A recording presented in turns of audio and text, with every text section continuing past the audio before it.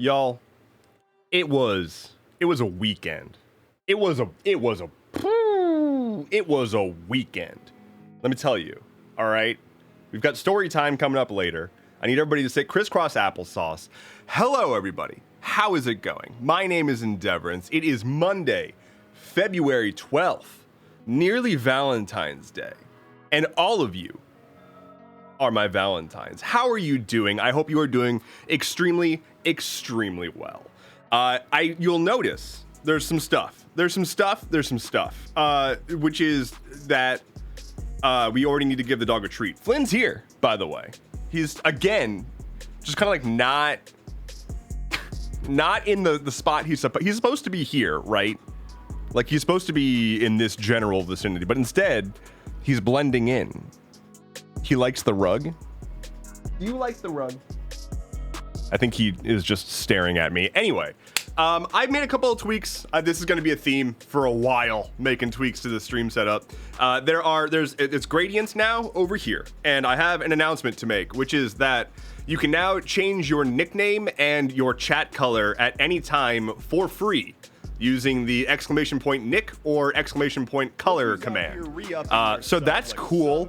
And for the people who spent channel points, like a significant amount of channel points to get a color, DM me. I'll figure out how to make it right. Oh no. Oh no. Wait a minute. That's not good. Please hold. You crashed the bot. Don't use the color command. I need to fix it real quick. That's the wrong spelling of color, but I appreciate it. One moment, I'm gonna fix this live on stream. Here we go. It's the American. I can make an alias, maybe. So hold on.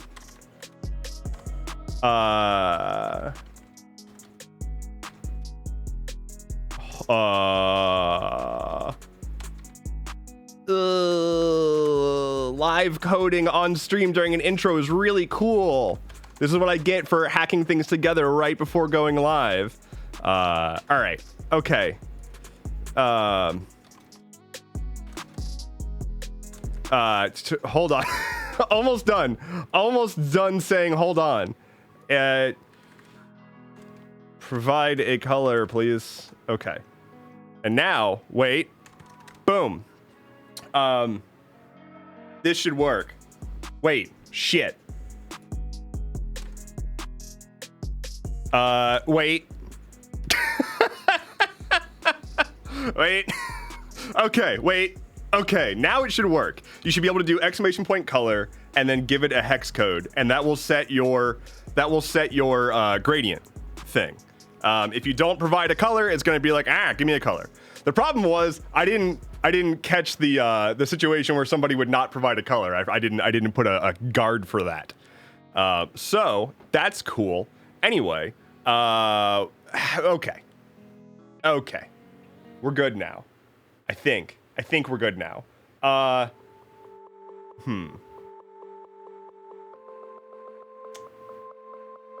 Well, we'll figure it out. Anyway, how's everyone doing? We doing good? We doing great? Let me say hi to everybody. Always got a guard for null commands. For sure. And absolutely.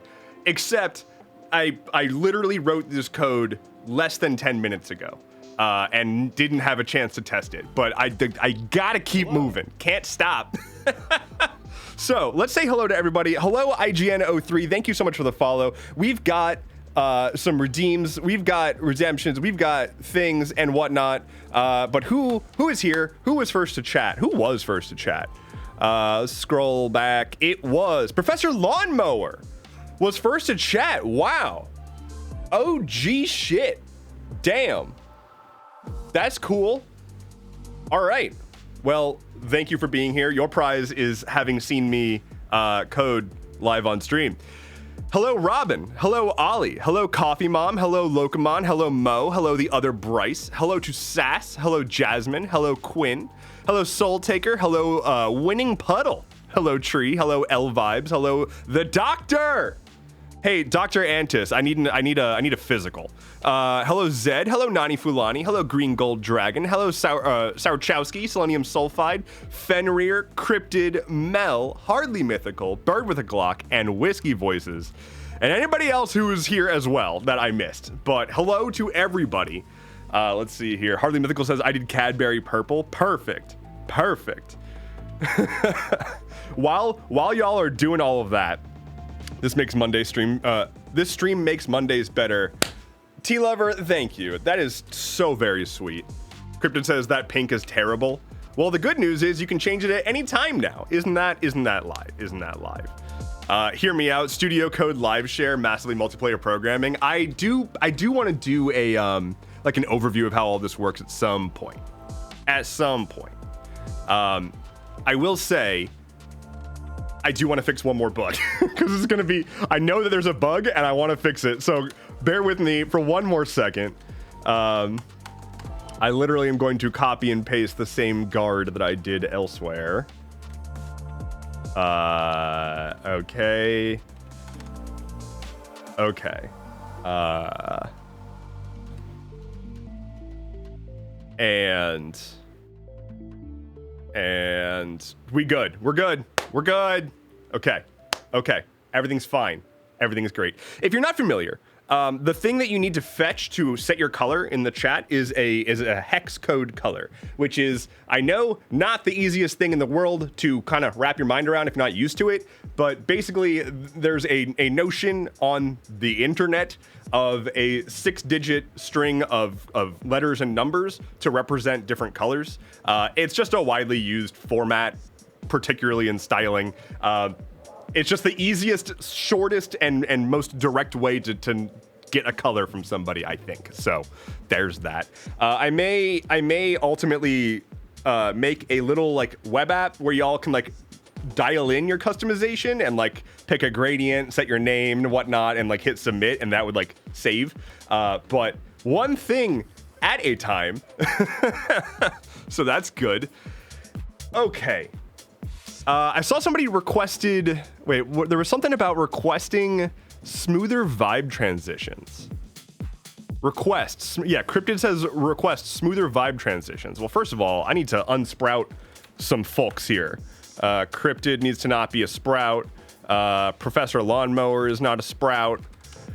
Let's see, who else is accidentally a sprout? Unsprout. The T-Lover is not a sprout.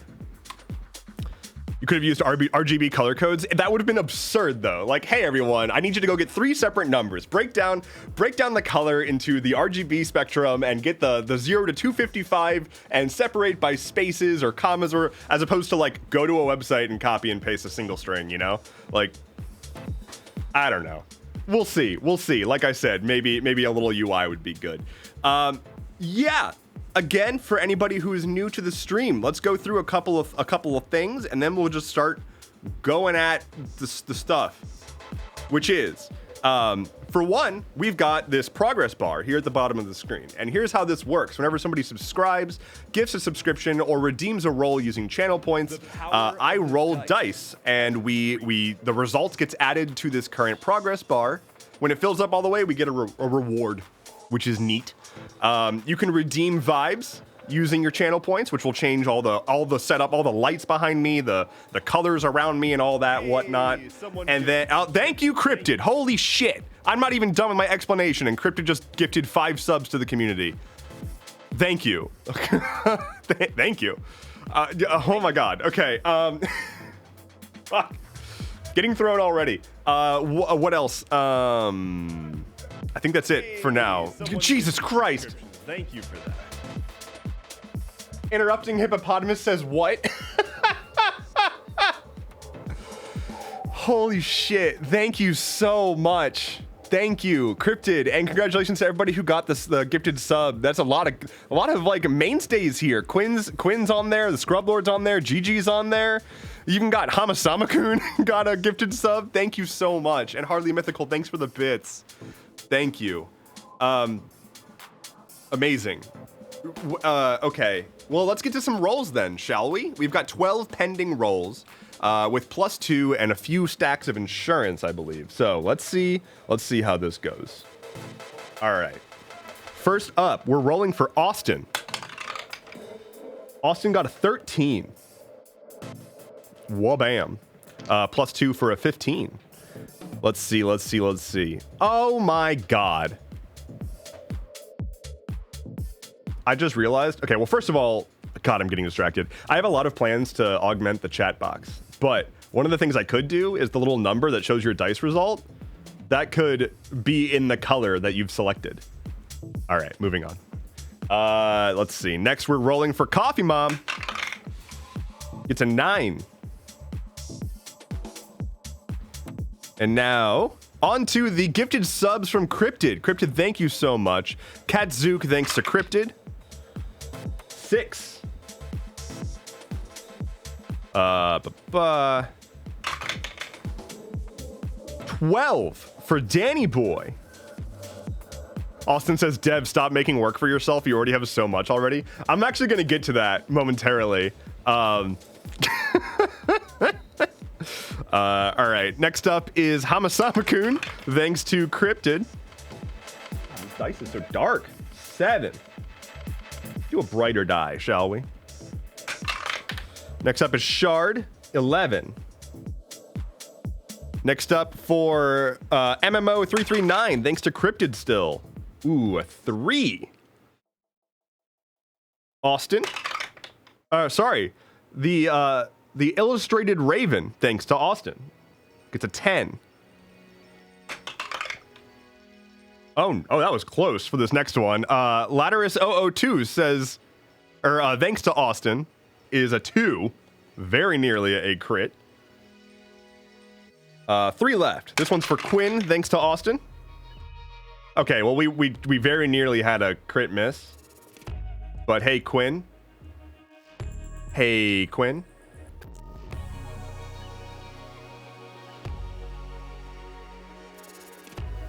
Shame. Thank you, Austin. Shame, Quinn. Quinn, you were gifted this opportunity, and with it, you rolled a 1. And now it's purple outside. Now it's magenta outside. But thank you. 2 more. We've got the Scrub Lord, thanks to Austin. 18. And finally, are we going to get a shame emoji? Almost definitely. Finally, GG, thanks to Austin. That is a 7. Okay, not a 1. Boom. And so here we are. We find ourselves at the end of the roll queue. And it was wonderful. Let's turn that off. Oh, thirst. I believe that we have a pending redeem. Okay, well, I just hydrated, so I can do that. Neat. But we got to give the dog a treat. So let's do that. Oh, my Lord.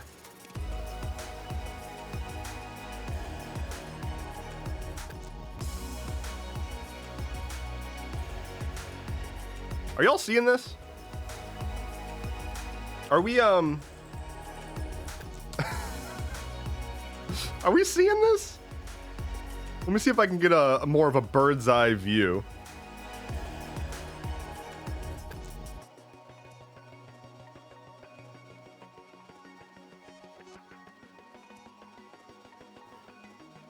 He done flop.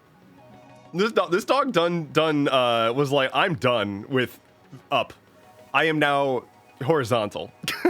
I now be down. Do not interrupt. What's going on, boy? Oh.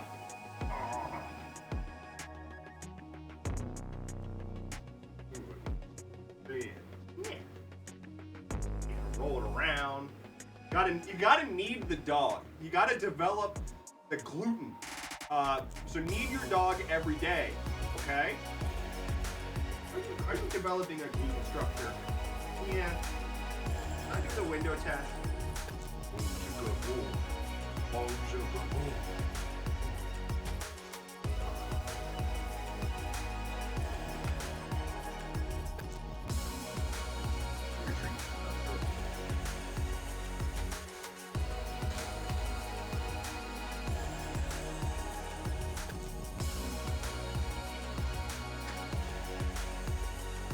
The good boy has been given a treat.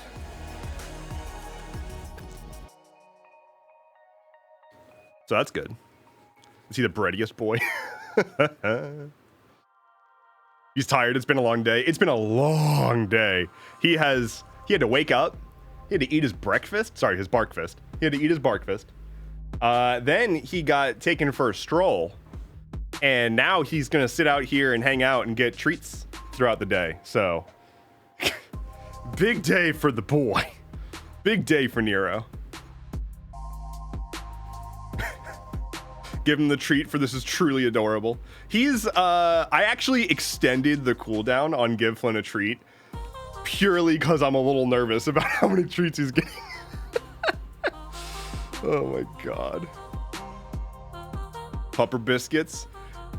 Technically right now it's liver treats actually, but we do have those biscuits. Wireless Angel says, my wife has a gluten intolerance and my dog is too cute to leave alone. What do I do?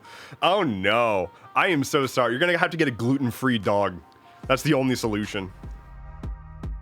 Do you need your dog or do you need your dog? Kev says, I wallow in the sadness of not having a puppy. You know, Flynn's enough puppy for everyone. I mean, like, look at this. This is enough puppy. For all, oh, we itchy and then we licky and itchy. We're really itchy and really licky. So, you know, pretty good. Pretty good. So, him's doing a lick and a itch. What you doing? He's a dog of many talents.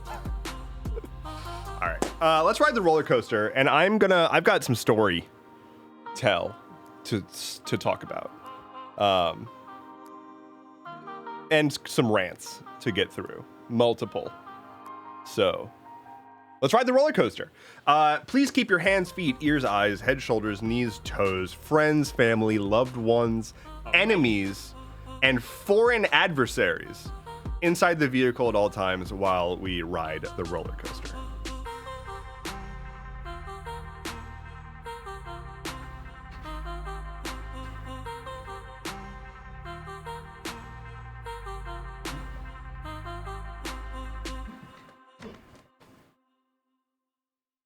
There we go.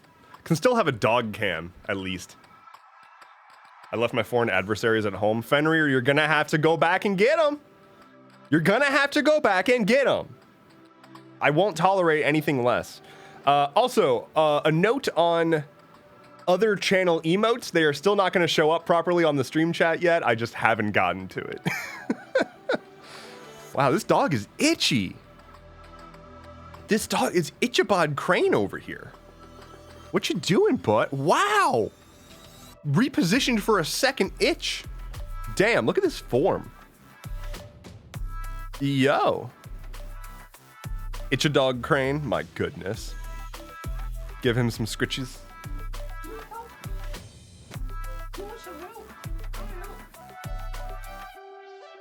His leg is still going. I don't think I helped. I didn't do it right. I think he's taking care of it. He has become a croissant. He's a cinnamon swirl. I had cinnamon swirl. Y'all, oh my God. First of all, you forgot about cinnamon swirl bread. Sub right there. That is a prime sub right there. Nasty Creeps, thank you so much. 9 months. We can finally have a child through our subscription. But, oh.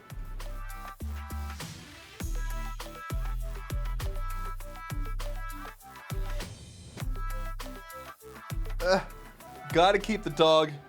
Hold on.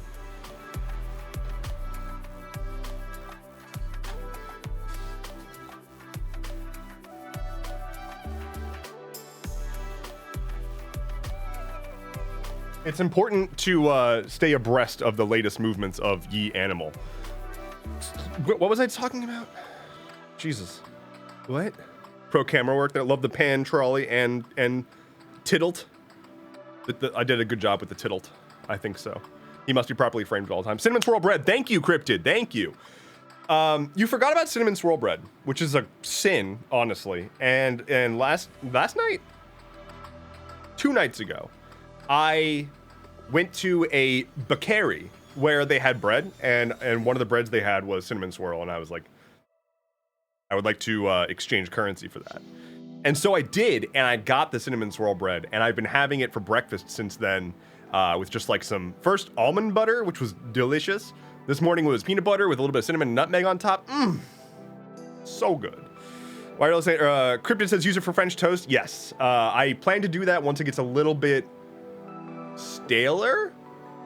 I like to use ever so like, you know, that's a good way to go through the rest of the loaf, you know. So that's the plan. Pretty much like the end of this week is hella French toast.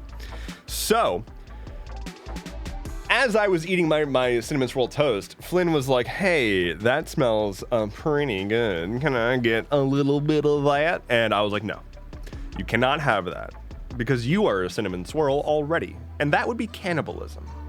And so I prevented my dog from doing cannibalism by not giving him cinnamon swirl bread. That was the first sip of tea I've taken on my tea time stream.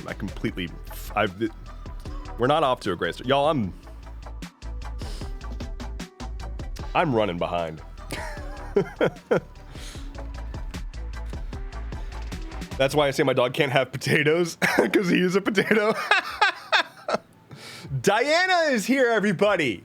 Everyone wave hi, say hi to Diana, and also follow her if you don't already. And also, hello, Diana.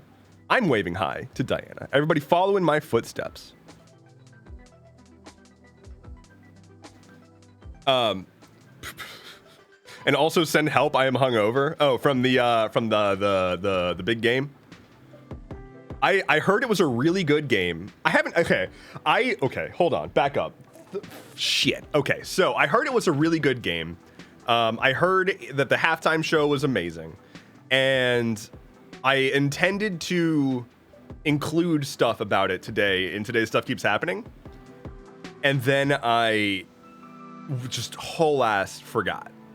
Like this morning, I was like, all right, I should like add a section towards the end about the Super Bowl and blah, blah, blah, blah. Literally, it wasn't until I went to go upload the video that I remembered. And that's why if you look on TikTok, the description of the TikTok version of Stuff Keeps Happening today is like, oh yeah, also Taylor Swift's team won the Super Bowl. Is green. Anyway, Diana, I thought you didn't get hungover. I thought like that you just like that. I thought you didn't get hungover. Diana says, I thought that was hilarious. Thank you. I didn't know where else to put it. I wasn't about to go like re-record and append anything. It's not important enough. I usually do super well, you know, being young and spry. I don't know if you qualify as young and spry anymore. You left that behind. Time keeps on ticking into the future, my friend.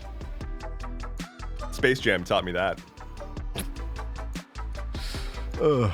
People age and no longer bounce back from drinking. Yeah, it's fucked. It's super fucked. Although, like, yeah, like right now I'm a fucking lightweight, which is kind of rad because I spend a lot less money on alcohol, which is great. The power of the dice has increased. I miss being able to drink more because I miss, like, purely, like, okay. I mentioned I have a lot of story times, so I can, like, okay. Here's a good example. Friday night, no. Saturday, no. Recently, I went to a restaurant that had a bar, and I sat at the bar and I ordered some drinks. And first of all, I was a little bummed that although that place has like great cocktails, their service is just fucking dog shit. It, like, you have to put in, it's the kind of place that you like put in active effort to get service, and that sucks because otherwise it's like the food is amazing, the drinks are excellent, and like it's a pretty good vibe, and it's right down the street from me. So like that's all really good, except for I'm actively sitting at the bar looking as thirsty as I possibly can and like doing that thing where you're like making as much eye contact, like aggressively as possible with the bartender. And I still had to like flag them down to get service. But regardless, I got I think first I just got an old fashioned because it was during happy hour and that was on the like, you know, cocktails for not $1 trillion list. So I got an old fashioned, it was really good, but I was originally eyeing this other drink that they had that was one of their like seasonal specials or whatever. That was essentially it was like emulating a tonic of some kind. Not like a gin and tonic, like a restoration tonic, like a healing tonic kind of thing. It was like ginger and lemon and stuff. With scotch and a few other mixtures and whatnot. It was incredible. It was amazing. It was like drinking a whiskey sour that also was like cold pressed juice. It ruled. And the problem is that I downed that old fashioned on an empty stomach because again, this place doesn't have the world's greatest service. So although I had put in some orders for snacks, I didn't get them, but I did have an old fashioned in front of me. And here's something interesting about me. If you put alcohol in front of me, I'm going to consume it. It seems that's just cause and effect, baby. And so I downed my first drink on a completely empty stomach, and by the time I got my second drink, I was already really feeling it. Had that second drink, mistakes were made. It was so good though. Thankfully, I didn't have any like hangovers or symptoms or anything. Just like the main thing is you just throw away the rest of your evening, right? Like I wasn't partying. That's what bugs me. If I was like at a party, right? I'm fine with just continuing to drink and not worrying about it because I'm there and I'm getting drunk and it's a party and whatever. If I'm going out to dinner and I just want to like have a couple of drinks or enjoy a cocktail, I have to like, it's a dangerous game because if I don't intend to specifically get drunk, I have to really be careful and it's obnoxious. I don't want that to be the case. That wasn't always the case. It just was once I basically stopped drinking routinely. What I'm trying to say here is I need a coach. I need somebody to, I need like a personal trainer, but for getting my alcohol tolerance back. Diana, are you up for the task? PAX East, we're doing it. At least it's economical. It's economical, if anything. Must be nice. It's economical, it's just irritating. Because again, like I love booze. Like I really love cocktails. I live for that shit. It's the kind of thing where like every 2 years I'm like, I'm gonna get into mixology and like get a whole bunch of new like tools and whatnot to do fun cocktails at home. But like I already don't have the time to not have evenings. The key is to not drink and go for nature walks. I do that and then drink, if that's understandable. You can just switch off with non-alcoholic stuff? Yeah, I mean, that's what I should do. But here's a scenario. You just finished your first drink and there's a cocktail menu in front of you. And there's a really good looking cocktail on it. You're telling me that you've got the willpower to say, nah, I'm gonna get something else? I don't have that control. My advice is take a shot, feel it, and wait a minute before taking another. And when you don't feel the next, when you don't feel the next shot, you stop. Oh dear. Oh dear. That sounds, I mean, there's a few different ways to go about not feeling the next shot though. One of which is alcohol poisoning. Ali says, I do home mixology shit. Love it. But with some RA meds I'm on, I'm gone within one drink. So like I don't get to do my hobby much now. That's a bummer. Who is this whale and why does he have so much power? No one man should have all that power. Austin says, I used to, then I realized alcohol makes me feel like dog shit. If I want a fancy cocktail, I just ask for it virgin. There are some really, really good, like I'm glad that we are currently in an era where there's some like excellent mocktail shit happening just in general. And I think you can make really, really good like cocktails without alcohol. Obviously, there are very different set of like approaches to everything, just given the way that alcohol carries flavor and it impacts the drink. But I agree. I essentially realized like, wow, every time I drink, I feel like garbage. Weird how that keeps happening. And so I started to tone it down a bit.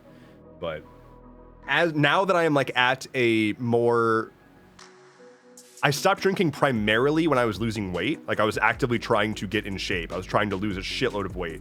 And the easiest thing to cut out was booze because it's just completely empty calories, right? So I cut that out for a few years and I've been like clawing my way back to having alcohol tolerance. And like now that I'm actually at a place where it's like I'm much more in control of my weight and my health and whatnot, I can actually do that again. And so I've been like trying to ease back in.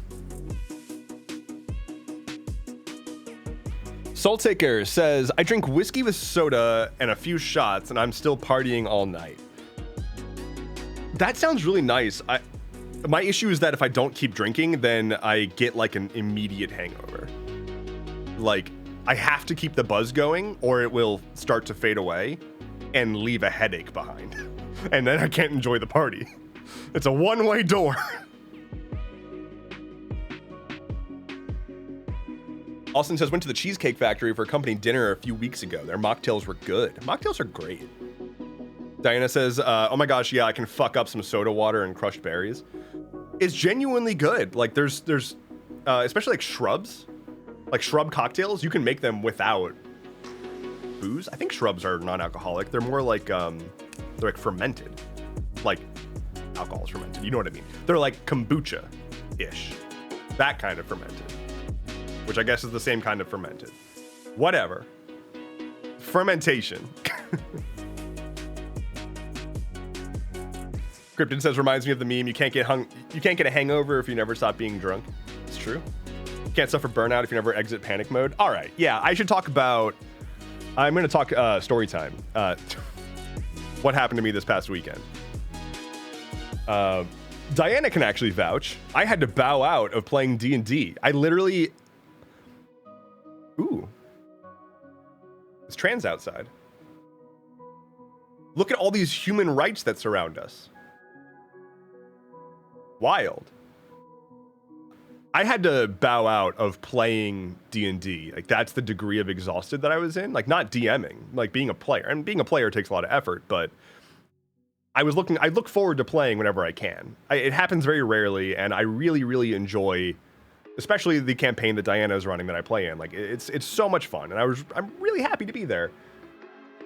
And I was so out of it that I actually ended up going into standing desk mode for the, it was like not that late. It was like 8 p.m. my time, maybe. I put my desk into standing mode to try to just get myself to wake up because I felt myself like not able to think and like kind of starting to fade, like literally catching myself falling asleep. So I put my desk into standing mode to try to be awake. And when all that did was like cause me to start swaying and staggering, I was like, I can't, I gotta step away. So I was like, okay, clearly I pushed too hard. I mean, like last week, I basically didn't stop moving. I like from Monday morning until me playing D&D, I was constantly doing something. And it was exhausting. I've been trying to catch up from the time I lost to COVID. And so I've been basically doing my normal work week and then also trying to make up like 2-3 weeks of missed work as well. Hydrate, thank you.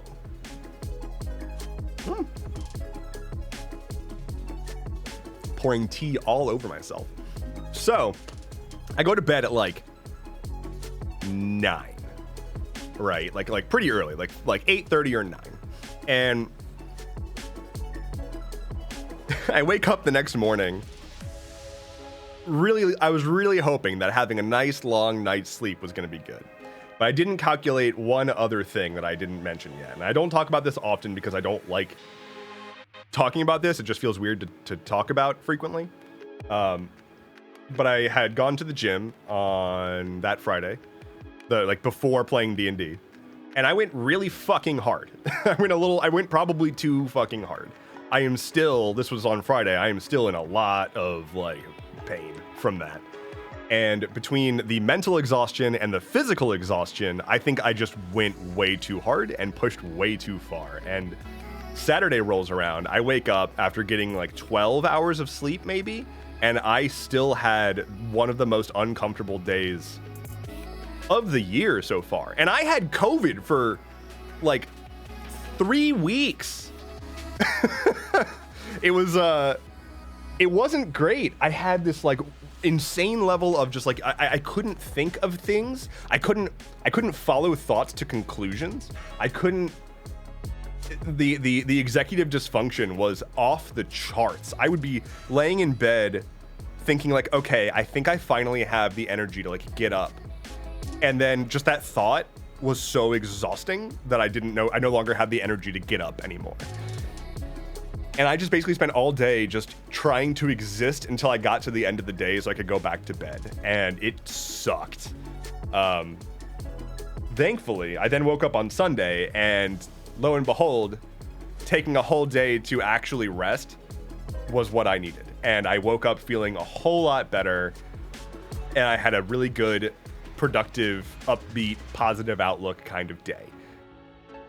I'm seeing people talking about how like I'm still recovering from COVID and so I should like be careful because, you know, that's still affecting me.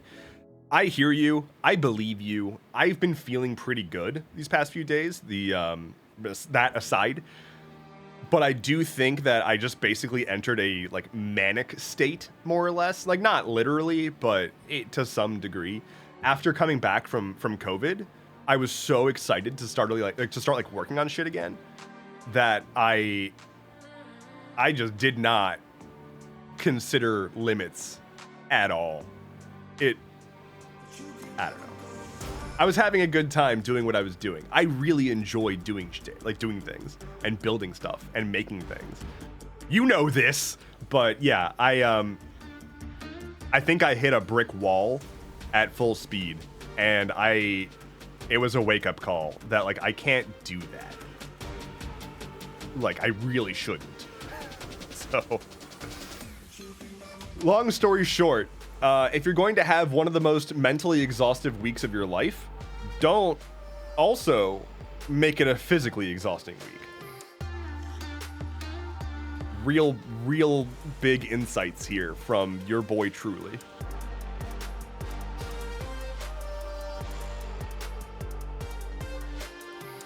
Fenrir says it took me like a week and a half to fully recover from COVID. I'm still mad because I was testing positive for like more than 2 weeks. And then I specifically took a week off from any kind of vigorous exercise after I stopped testing negative. So a week from my third negative test, like after my third negative test, I still waited a week before any rigorous activity. So I should hopefully be okay. But who knows? COVID's wild in terms of like what it does. Cryptid says, it took my mom about a month the last time that she had it. Robin said, I had COVID 6 weeks ago and I'm still recovering. Dear God. Cass said, I had COVID over a year ago and I still have issues sometimes. My lungs don't work like they used to. Long COVID is terrifying. It's like, it's so underappreciated, I think. Appreciated is a weird word, but I think accurate. I know a bunch of people with long COVID, and it's basically just like, yeah, your life has been altered permanently, and you now have a condition. Sorry. And every time that you get COVID, your chance of being affected by long COVID increase. You're rolling dice, and the friggin' DC goes down each time, or up, I guess. The DC goes up each time that you get COVID for your Constitution saving throw. You fucking nerds.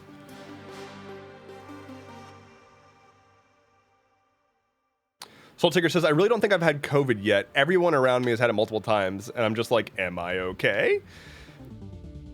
Here's the other weird thing about COVID, is that a lot of people talk about how they got COVID and like it was nothing. Like it barely affected them. And I had a person on my video about COVID. I had a person telling me to like essentially nut up because they had COVID and it wasn't a big deal. And it's like, first of all, kindly fuck off as hard as possible. Second, if you get COVID and it barely affects you, that means that your immune system did jack fucking shit to help you. And it probably had its way with a bunch of your internal organs. Because like it doesn't hurt you from the effects. It's not like you get infected with COVID and it fucks with your lungs and that fucking with your lungs stays behind. It fucks with your entire body. It fucks with your organs. It fucks with your brain, everything in your body. And if you get COVID and your body is not trying to fight it, that just means it's like, oh, cool, free pass. I got the fucking easy pass on this person's veins. Let's go. So yeah, like the kind of people who are like, oh, I've had it like 8 times and it's no problem. Like, dog, you're not special. You're just gonna get long COVID.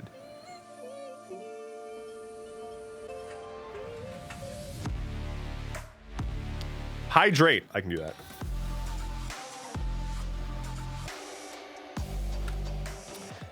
Get your boosters, take zinc or whatever, and wear a mask when you can't otherwise ensure 6 feet of distance between people.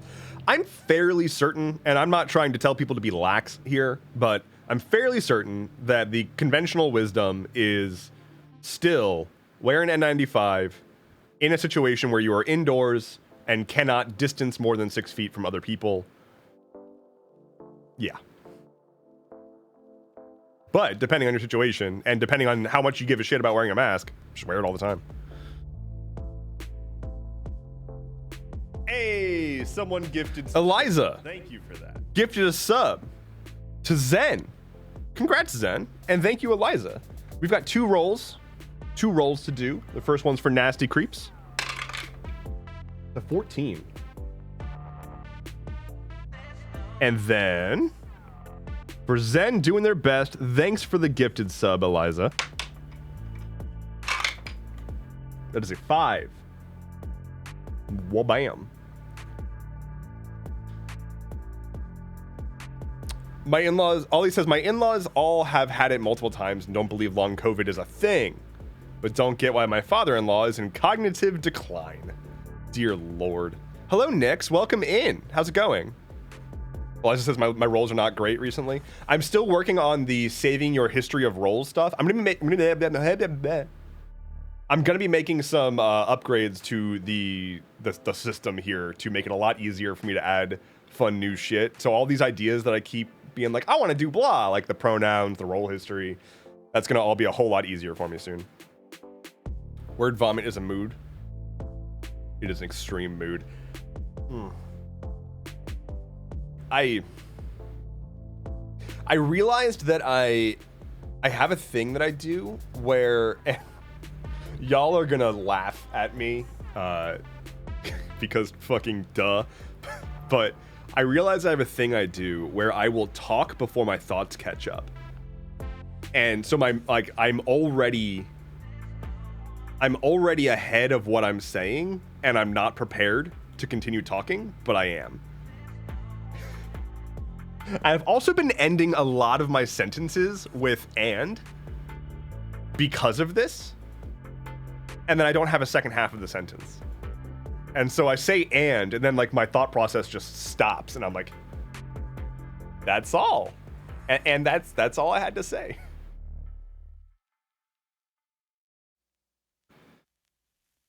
Cryptid says I had to go to speech therapy for that as a kid because it aggravated my stutter. Oofa doofa.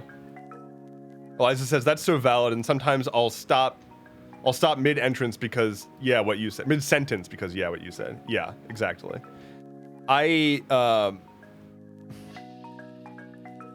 See, I just started talking without having my thoughts ready. I think I figured out why, though. I think I know why. I did a bit of insight to my own psyche, right? And I think that the reason I do it, and haha, the answer is trauma. I don't like having to call everything trauma, but like ultimately that's the umbrella that it all falls under. A thing that happened to me, like, that changed the way that I am, you know? So I think the reason why is the household that I grew up in was very much a say your piece or get off the stage kind of vibe. I was the youngest, and if you didn't already have people's attention, it was very difficult to grab it because nobody in my family would leave any space to chime in, and people would essentially chime, like the only way you could chime in would be by cutting somebody off. Otherwise they would just keep going. And so if I finally got the spotlight, so to speak, I would have to keep talking because the second that I stopped, it would be taken away from me. And I very rarely actually got a hold of that spotlight, and I very rarely actually got to say what was on my mind. And so if I finally got a hold but wasn't ready to fully explain things, I just had to continue going. And I think that's why, one, I've gotten really good at ad-libbing. Like, that's what I do for a fucking living. And two, it explains a lot about some of my less excellent tendencies in conversation. I don't like how frequently I will talk over somebody, and I don't like how frequently I will just change the subject or whatever. I don't know. I was conditioned to look for an in, you know? The other Bryce says, as a fellow youngest of the family, I hear you. Oh yeah. Yeah, it was definitely a, you know, what could you possibly have to say kind of thing. Not in an aggressive way. It wasn't like my parents were shutting me down or anything. It just, in the natural flow of conversation, I was by far the lowest priority.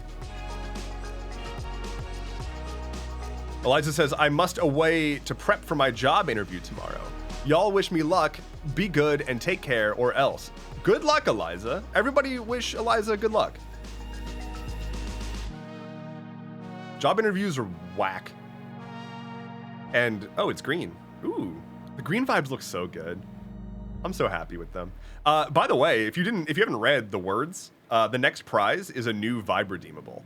So we could get those buy vibes, or we could get any kind of vibe. Who knows? Who knows what we'll land on? We'll do a tournament, maybe. We'll do like an ideation session. Yeah, we'll do an ideation session, and then we'll do a tournament. Because we love tournaments on this stream. We love brackets here. Bi is my gay aesthetic. It's a really good color scheme. Valentine vibes? Oh, that would be nice. Wait, I'm streaming on Valentine's Day, huh? Is that the 14th? Will you all be my Valentines?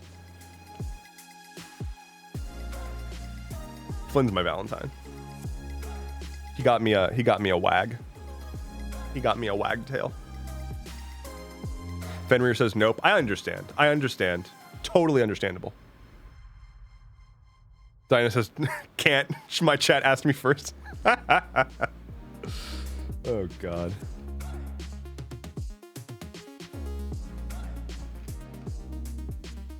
As friends only. Sounds good. God. Imagine being more than friends. Fucking gross. Ugh. Romance. Valentine's? I don't know her.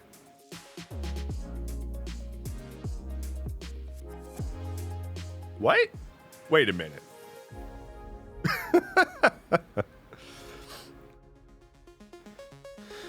Dennis says, my friends invited me to a Galentine's brunch on Wednesday. Oh, fuck yeah. God, that sounds great. I want to go to a Galentine's brunch. That sounds so good. Also, what a good fucking reference to Parks and Rec. That's the show. That's the show. Anyway. For all the single ladies.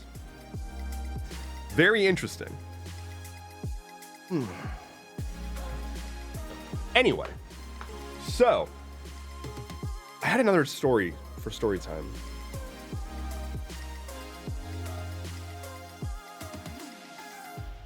I fucking forgot. I got my Gen Con tickets. Gen Con hype. That happened this weekend. If you want to go to Gen Con, by the way, tickets are on sale now. You can go get your Gen Con tickets, so go do that. But I got my Gen Con tickets.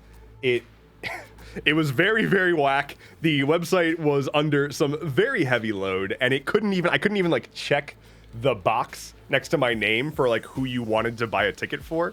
But ultimately got through it. Had to have some patience, and we're good now. And I got the tickets, so that's great. And I've already got my travel and lodging and everything set for that and PAX East. My goodness, we're set. Reminder, the next, far before Gen Con, the next place I'm going to be at in public is going to be PAX East in Boston, Massachusetts. Boston, Massachusetts. Jesus, what a hard thing to say. March 21st through 24th. Pretty fucked up for them to put March and May near each other and June and July next to each other. Fucked up. Super fucked up. Massive two shits. Wow, that's actually way easier to say. Why? Why is that the case? Benwer says, I want to go to Gen Con, but I doubt I can afford the trip. I'm very sorry to hear that. They should make everything free. That would be good.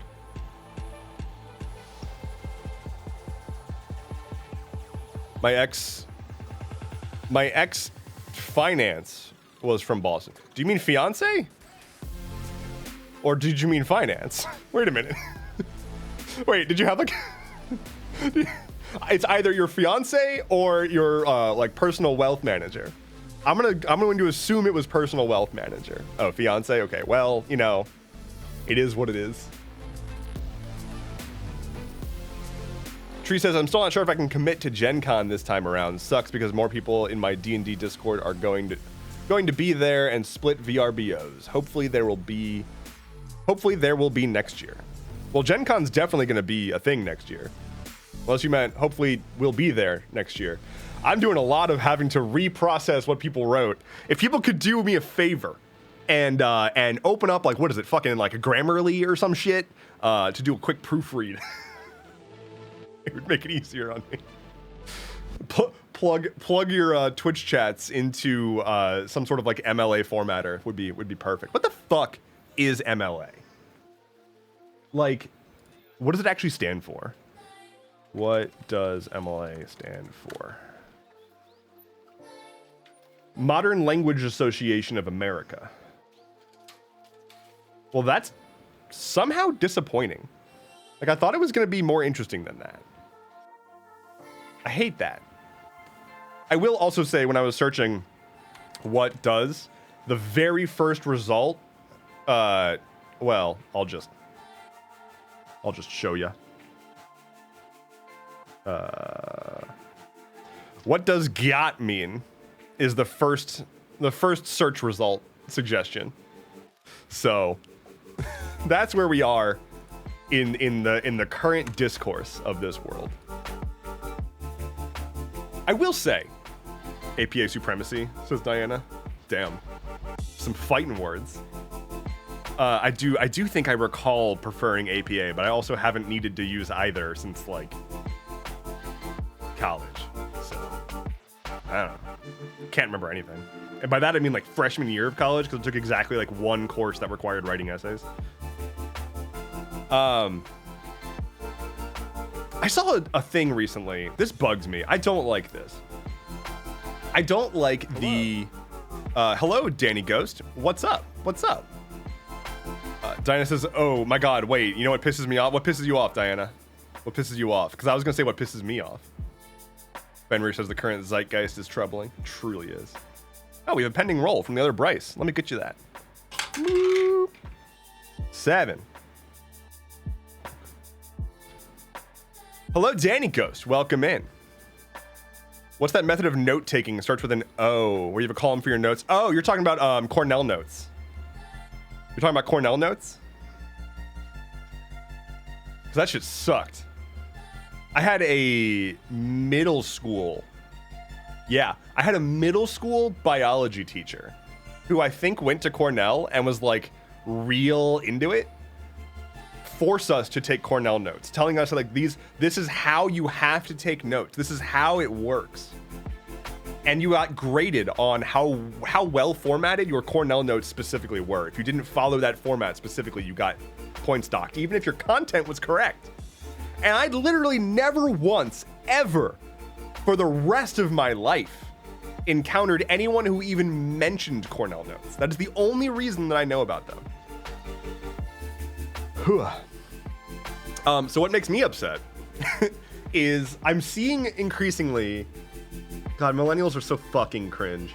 I'm seeing increasingly millennials talking about how confusing Gen Z slang is, while one, missing the fact that they're talking about like Gen Alpha slang, and two, why the fuck are you talking about this? Why do you care? And if you don't understand it, shut the fuck up. You sound like a boomer. Stop it. Stop. On the topic of what does got mean, it is so easy to learn the answer to that. It is not that deep. It's not. And I keep seeing articles coming across my feed of like people being like analyzing what the Gen Zers are saying, and it's like they keep saying "yacht." What does that mean? Well, it's pretty complicated, but we'll break it down, bruh. It's literally just an ass, because it's just goddamn. That's it. That's the entirety of it. It's not that hard. Slang is like it comes and goes. It waxes and wanes, and most people in Gen Z are using Gen Alpha terms ironically, which is what millennials did with Gen Z terms.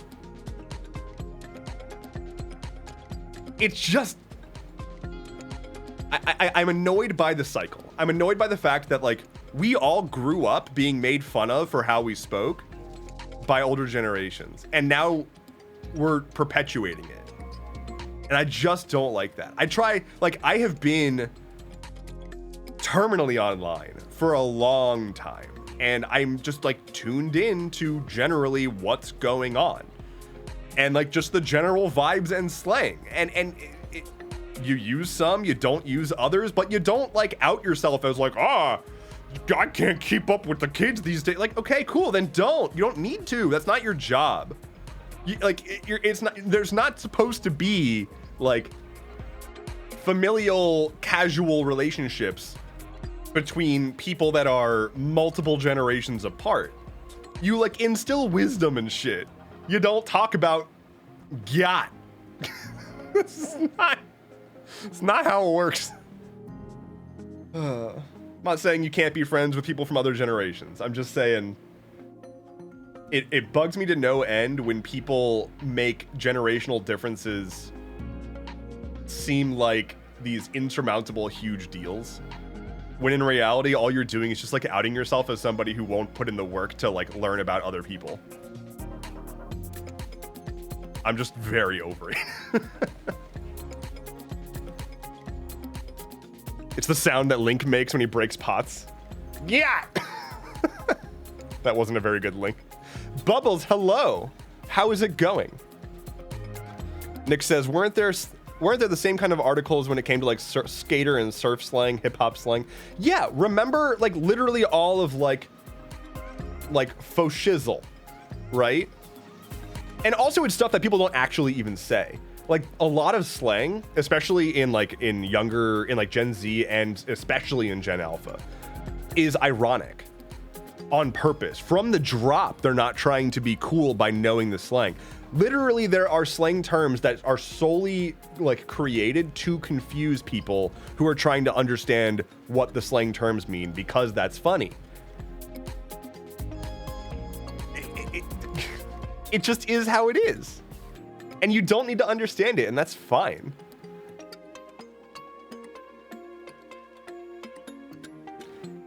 Jinx Nick says, personally, I love mixing slang from all different generations. It drives my friends crazy.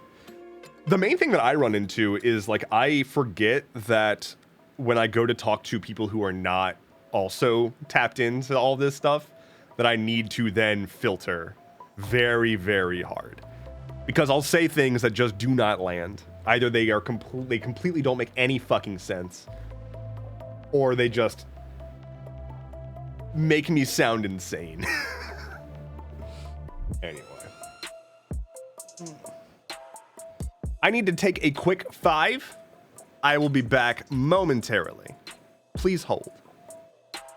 Brace yourself. Hold on to that seat. Poop break? Unfortunately not. That was earlier today. I'll be back. BRB.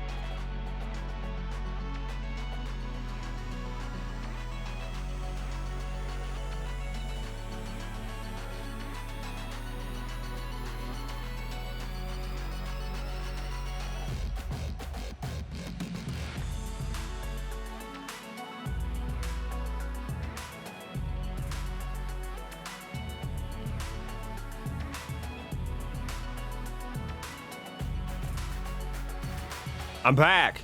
Hey. Hey, how's it going? What's up? Also, it's a little warm. I'm going to be... Hold on.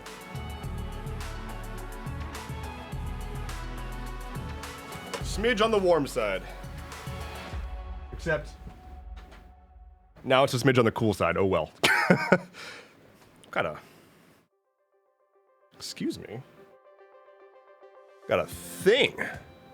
Look at that. Unacceptable.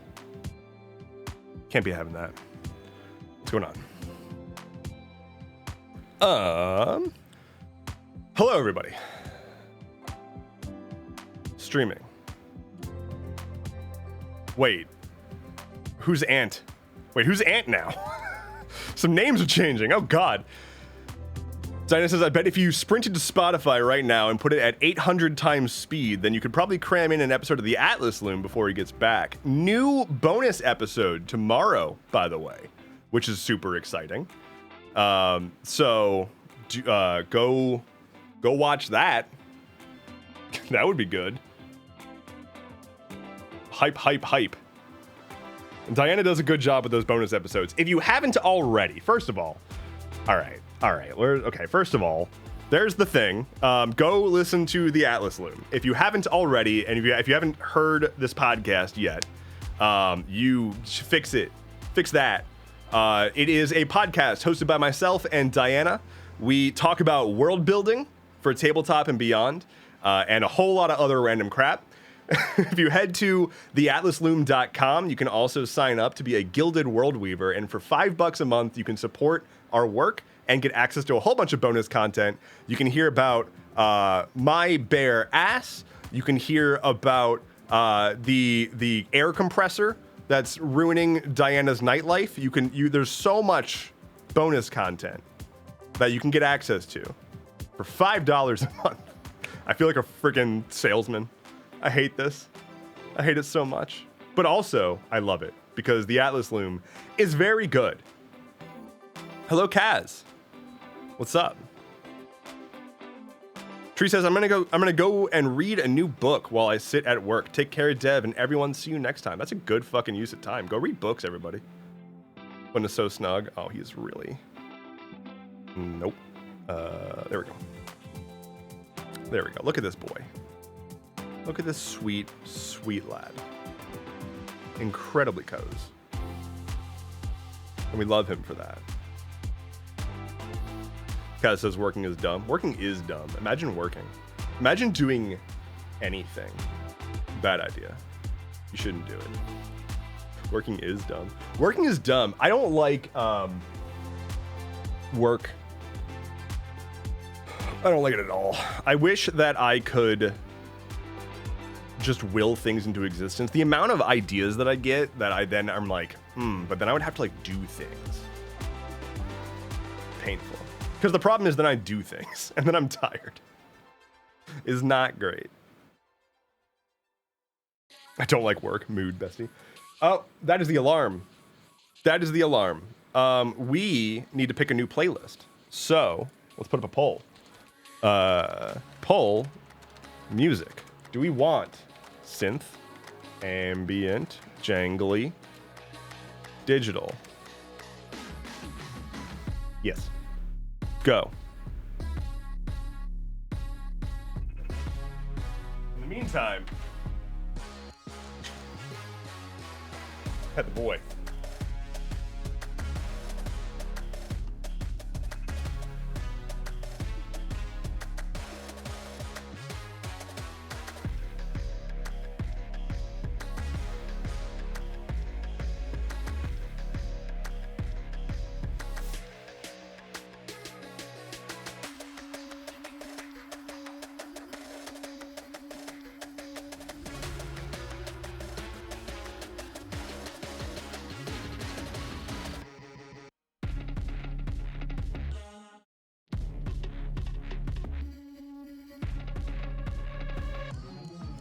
He's a good dog. The boy. Hello, Tomato. What's up? Jangly one. Wow, it's been a second since we had Jangly. It's been quite a while. But welcome in, Tomato. Ooh. Oh, God. Tired. Oh, I should say, I am changing my stream schedule a little bit. I'm calling it experimental, but I mean, it's almost definitely going to be permanent. I am moving my Thursday afternoon stream to Friday afternoons. So, you know, big changes. I truly hope that it doesn't like ruin anyone's ability to tune in. But after last week, and I talked earlier on the stream about just like how out of control last week was, I needed to reevaluate my schedule. And I think doing Stuff Keeps Happening and a 3-hour long stream directly afterwards, twice a week, is just too much. So I'm going to continue doing Mondays with that schedule, but Wednesdays are unchanged. I'll still be playing in the evening.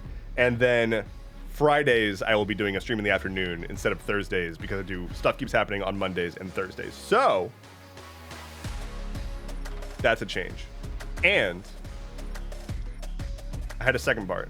Oh, I'm starting a new game. We finished Paper Mario: The Thousand Year Door, so this Wednesday I will be starting Inscription for the first time, which I have not read a single thing about.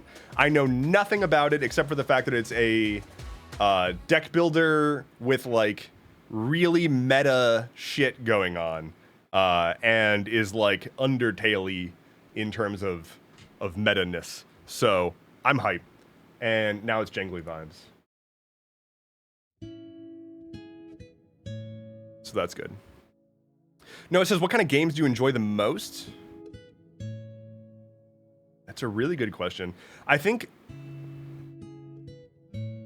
probably, I mean, this is probably just gonna like describe Inscription to some degree, but like the like artsy fartsy indie games that make you think and like make you feel shit.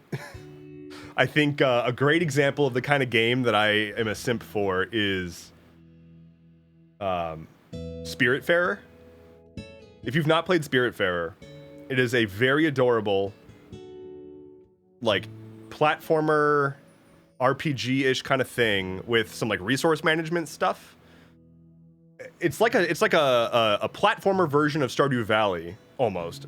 It's like a cozy game, but the entire thing takes place on a huge ship that you pilot, like a huge like sailing ship that you can like grow over time, and you put all of your like a whole bunch of different rooms like all over the ship and whatnot.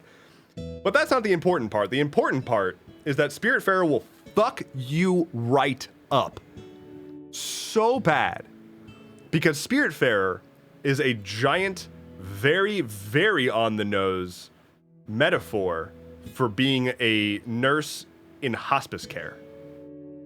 So the idea of the game is you're told that you're supposed to go grab these spirits and like sail around with them until they're ready to move on. And each spirit that you grab is like a different animal, and they have really amazing personalities. The writing is excellent. The like character development and character dynamics between the different characters and the main character are really, really lovely.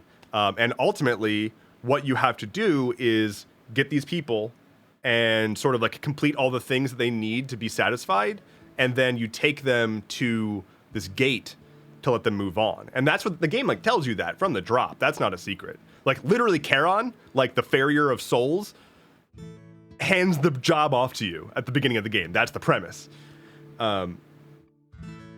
But it's all a giant thing about hospice care and saying goodbye to the people that you've like made these friendships with. Hello, Franch. Welcome in. This is a rough topic to come into. You're finishing their unfinished business? Kind of. You're getting your... They usually come in with some kind of like requests about like, oh, I wish I could like see my favorite flowers again, and like you have to like go figure out how to get those flowers, that kind of stuff. Some of them are easier than others, but like the characters that you're grabbing all have some of them have like relationships to the main character. Like one of them is like your uncle, one of them is like your like college friend, and God, it's so fucked. It's so good though. Like it's so good. My favorite one. I'm gonna drop some spoilers here, but they're not that spoilery. They're just a character that you don't meet for a while. So like, if that's a spoiler for you, then please mute your audio until you see me doing this motion. I will make it quick. Okay, here we go. Spoilers. Here we go. Ready? 3, 2, 1. There's a character that you meet later on in the game. That's one of the spirits that you have to ferry. And it is I believe it's like a bull and a, the Flappy Boys, hummingbird. It's a bull and a hummingbird together. And the bull never speaks, but the hummingbird does all the talking. And the hummingbird, whenever the bull wants to, like, needs to move, the hummingbird strains to pick up the bull and fly it elsewhere and bring him down. And the reason is because, again, it's a metaphor for hospice care. The bull never speaks because the bull is in a coma. And the hummingbird who does all the talking and takes care of the bull and moves the bull around and does all that stuff, that's his brother taking care of him moment to moment. He's a permanent caretaker who does all the speaking for him, who tells you all these. You never talk to the bull. You only ever hear about all this stuff about the bull from the bird. And it's because the bird is his brother taking care of him. End of spoilers. It's fucked up. It's amazing. It's so well written. And it's so pretty. And it's one of the best animated games that I've ever seen. And it's just all about grief and saying goodbye. That's an extreme example of a game that I am all about. Is that kind of shit. Anything that makes you like feel shit that you didn't expect to be feeling right now, that's a game I like. And it doesn't have to be big, painful emotions, you know? It could very well just be like, I wasn't expecting this to be funny and thoughtful, or I wasn't expecting this to be heartfelt and real, you know? I love being surprised with emotion. Shit's great. Asharuni says, somehow I get the impression you'd really enjoy Okami. It's quite the older game, but it's very fun. It's a great game. Yeah, I've played Okami. Very good game. Okami is basically Zelda, but you play as a dog that solves problems by painting. So, you know, that's pretty good. We like that. Robin says, too sad, gonna make a sandwich to go cope. I'm sorry, Robin. What's a happy game? What's a good happy game there, like? I mean, there's the Stanley Parable, which is a pretty fun game. And I mean, if you've almost definitely heard of it already, but it's a game where you play as like some dude and there's a narrator telling you what the dude does, and you can ignore the narrator and do other things, and the narrator gets all pissed off at you, and like they just lean in really hard on that concept forever, and it's very, very well done. Diana says Doom. Doom is an upbeat game. Doom is an upbeat game. It's all about saving the world. Doom Eternal is actually really fucking good, I will say. And I really like that the plot is just, hey, hell is here and we're out of options. Someone call in the Doomslayer because we need someone to do a lot of murder. And then the Doomslayer shows up and he's like, I'm here to do murder. And that's the plot. The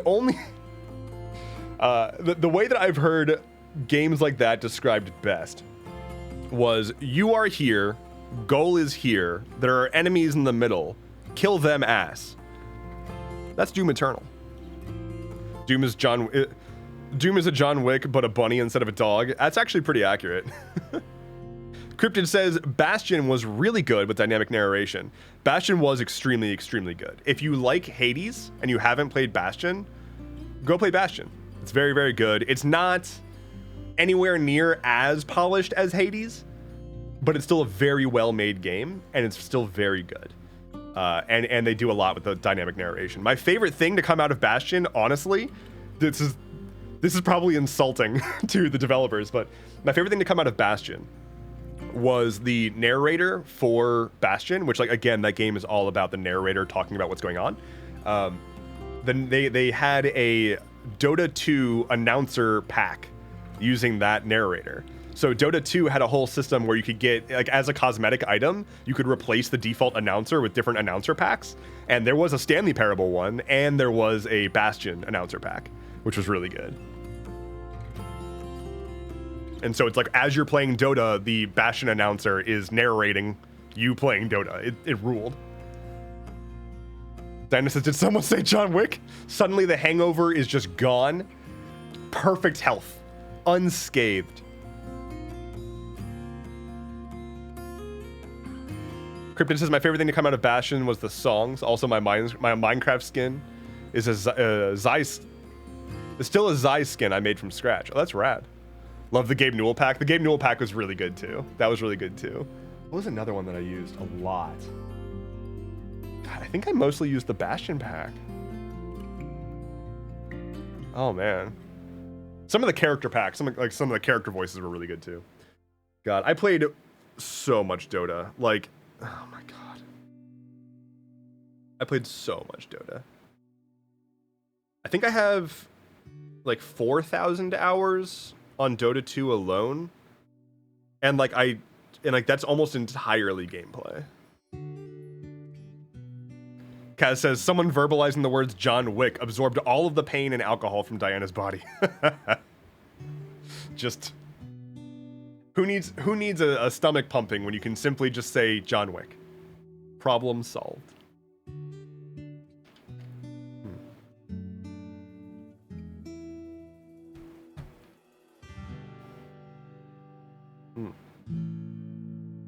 Okay, we good.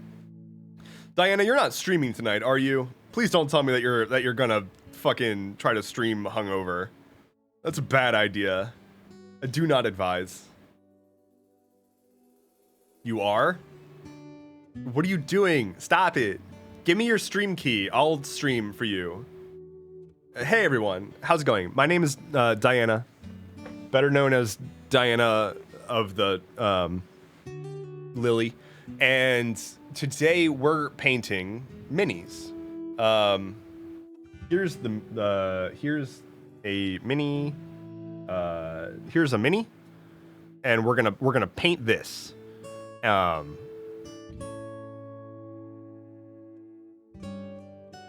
Baldur's Girlies. See, I can do your stream. It's no problem. And actually, I could use some of this lotion. Diana redeemed give Flynn a treat. I can do that once I'm done applying lotion. Flawless impression, thank you. Lily works surprisingly well for Dev. My chat will never know the difference. Just give me a wig. I can pull off a solid Diana impression. Let's give the dog a treat. You forgot to thank folk for sending you food. Oh yeah, sorry. That's so sweet of you all. Thank you for sending me food. Something dono goals. Okay. One gets a treat.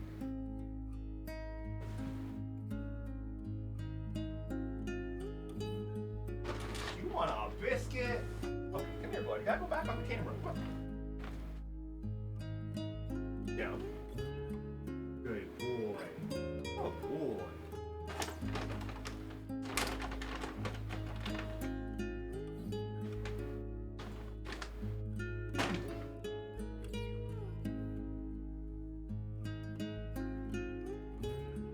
Takes it so gently. Dog, he would never hurt me. Kind of. He hurts me daily, actually.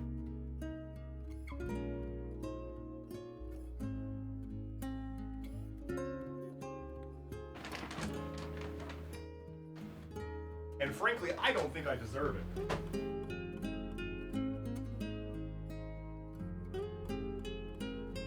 Personally. He munch.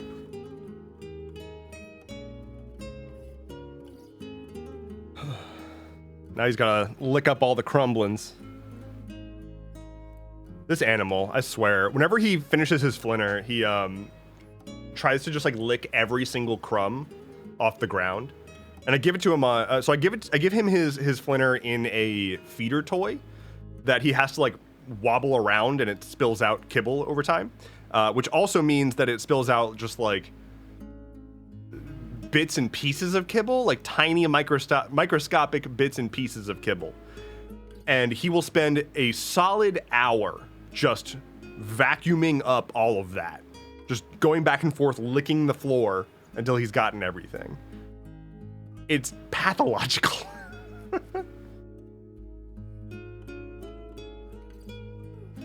Cryptid says, you said you're giving him liver treats now? We used to buy freeze-dried liver treats for training treats. Those are really fatty.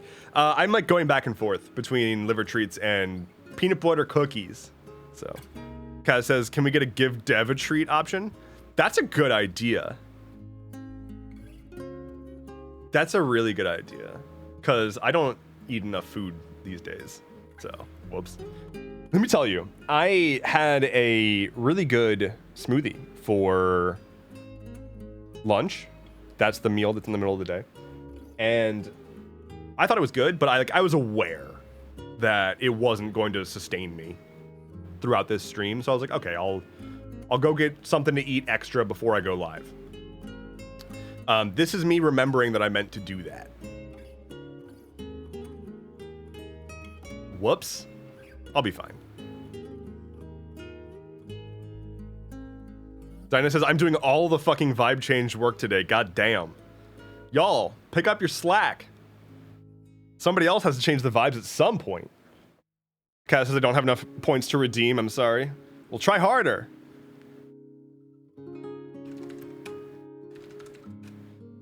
Get more points. Simply be on my stream longer. Easy. Jasmine invoked gold. All right, we're good. We're good. We now have a queue. We've got a queue building. That's important. Waifu says, sorry, I realized it sounded kind of judgy. I didn't mean for it to. I was just remembering freeze-dried liver treats from the farmer's market in Austin before we moved. Yeah, no problem. I didn't take it that way. It's all good. Not the piss vibes. Oh, wow. We've got we're deep in the queue now. We've got 3 requests. Damn. Oh, buddy. Oh, my goodness. Oh, my goodness. Hold on.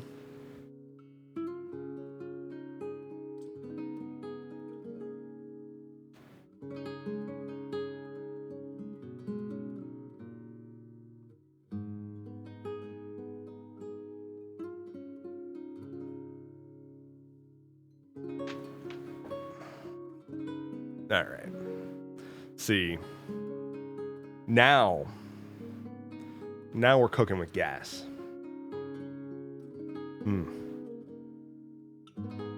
Cozy boy.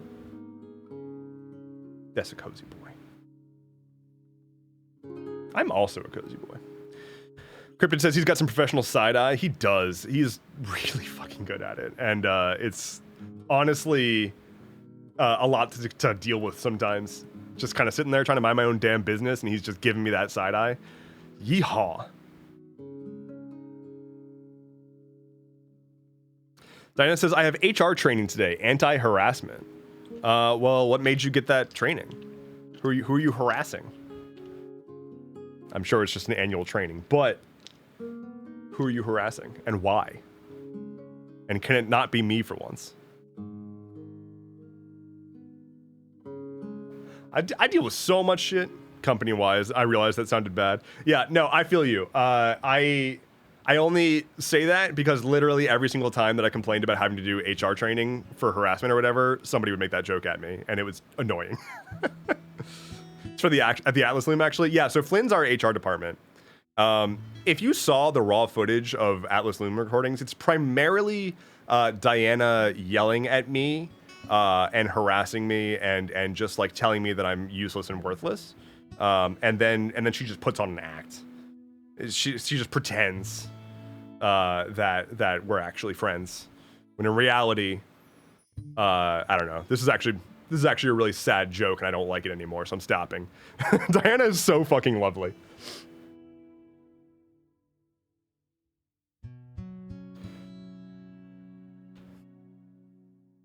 Robin says, wait, oh, is this about the vibes? Oh. Crypto says, I would like to speak with your manager.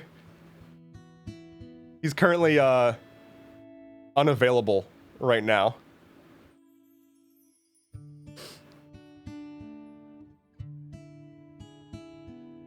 Kaz says Diana has to fly to Redacted to speak with the HR person for the Atlas Loom. I don't think I could possibly convince Diana to leave her location. I think she is like morally or perhaps religiously against the idea of going elsewhere.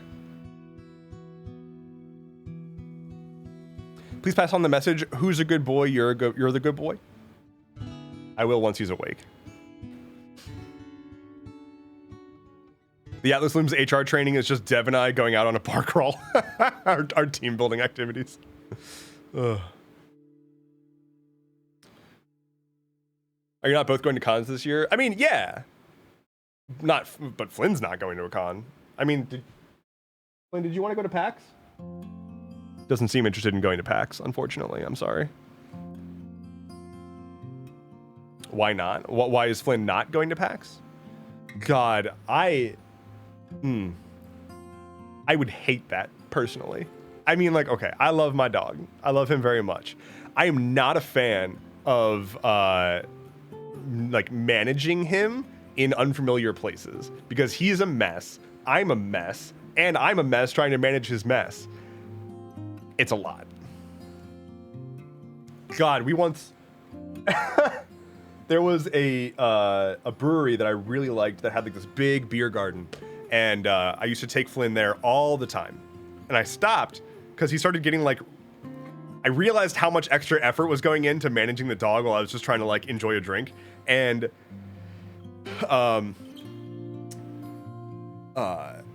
there was once a hose, like a service. I don't know what it was for. It was just like a hose on the side of the building of the brewery that was on for some reason, and it kept building up pressure, and every once in a while it would just release like a spurt of water from the nozzle. And I wasn't able to reach the faucet to turn it off, and Flynn was just so on edge from it. He, like, every time that there was a spurt of water, he, like, freaked the hell out and ran over and barked at it, and, like, came back over and would just, like, sit and stare at it. And that was the entirety of everything we could focus on, because it didn't matter how hard I tried. I tried to even entice him with food. He's like, no, this fucking hose, y'all, this is a danger. This is a danger to society. I need to keep an eye on it, because water might go somewhere. Something might get rusted. So he was looking out for us, but it made a lot of effort for me. He didn't qualify for the creator badge. Brutal. Where does Flynn go when you travel? I take him to a country club. I used to take him to camp. Now he's going to a country club.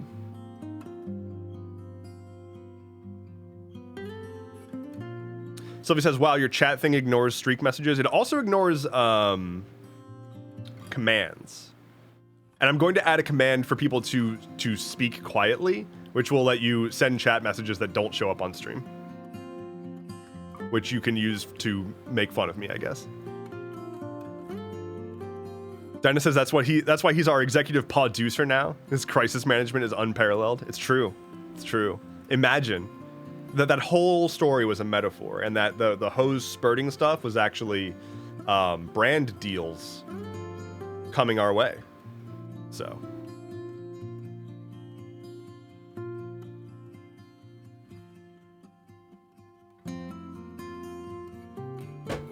Yawning, my goodness.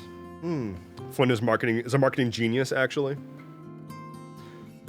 Oh, speaking of marketing genius, I'm gonna start fucking around with my YouTube thumbnails more and try new things and see what works. Cause I have not put any real thought into YouTube thumbnails, and like that's a really, really, really important thing to put a lot of thought into. So today's Stuff Keeps Happening had like the most different YouTube thumbnail I've ever made, and I'm gonna keep probably trying a few different formats and whatnot. I know nobody gives a shit outside of me. Like literally no one here is gonna look at that and be like, wow, I hate this because Endeavorance is doing a different type of thumbnail. But, you know, that's what's on my mind. Roblox screenshot, surprise faces, all caps. Of course, of course. And more big arrows everywhere.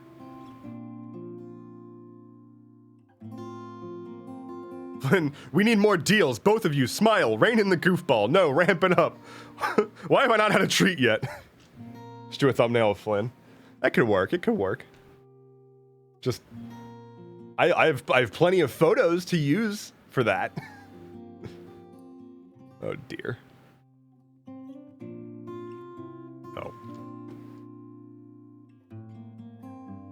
I hate to have to do this, but I'm going to need like, I don't know, 2 minutes. I will be right back. Shorter than last time. I will be right back. Don't go anywhere.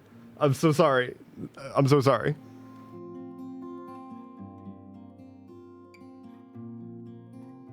It's not even that I gotta pee, which is upsetting. I wish I was going to pee. I can't really talk about it, but it's not worth it.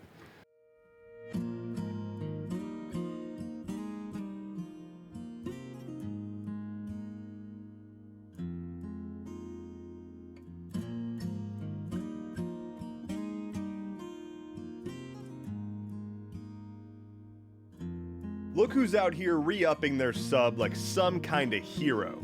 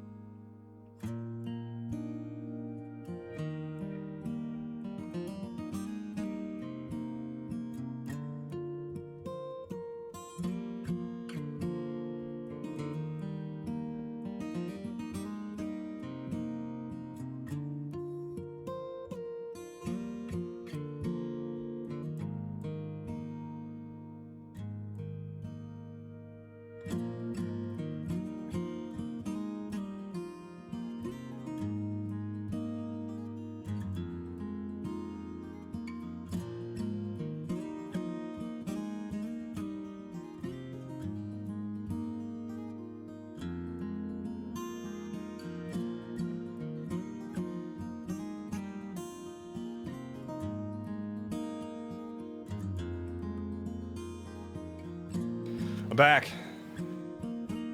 I'm back. Raz subscribed. Wait a minute. 7 months.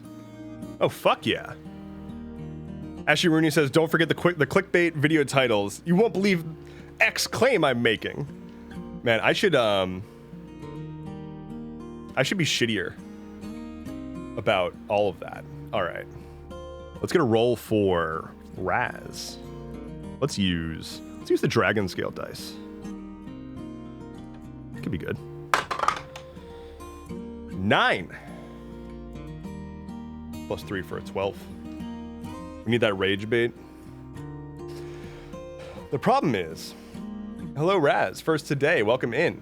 The problem is, I keep wanting to try to have like morals while I'm doing content work. And that's not congruent with growth. So,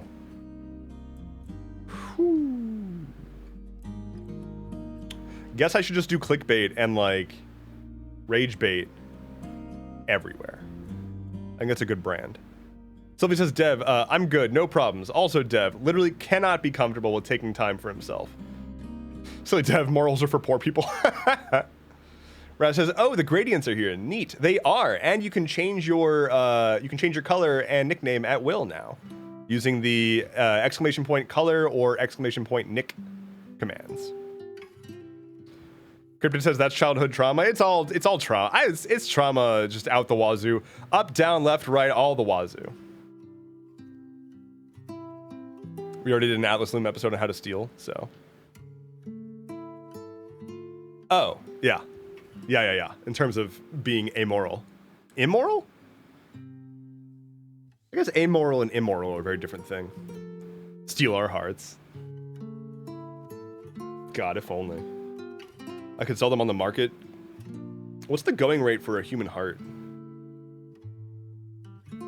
What is the market rate for a human heart?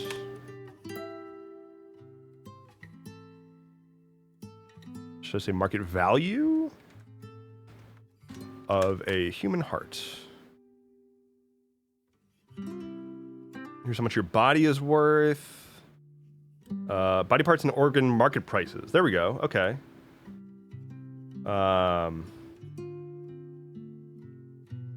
Selected prices on the U.S. body parts market in U.S. dollars. I need an account. Wait, I need an account for this. Wait.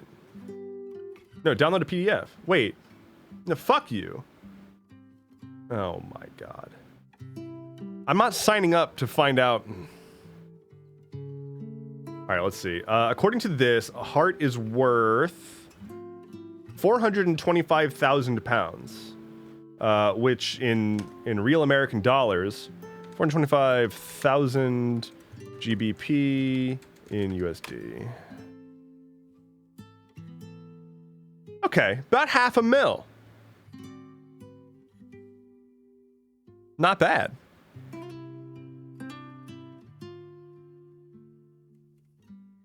Okay, so how many people are here right now?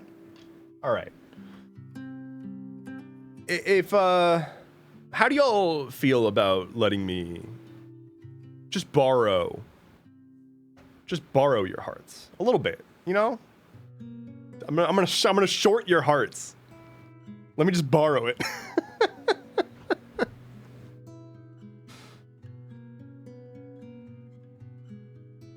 We short hearts here.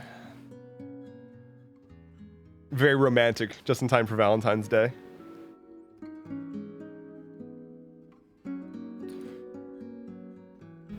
Rip for anyone who didn't want trauma in their D&D, because now I'm going to cause all these party members to kill other party members for doing inane actions.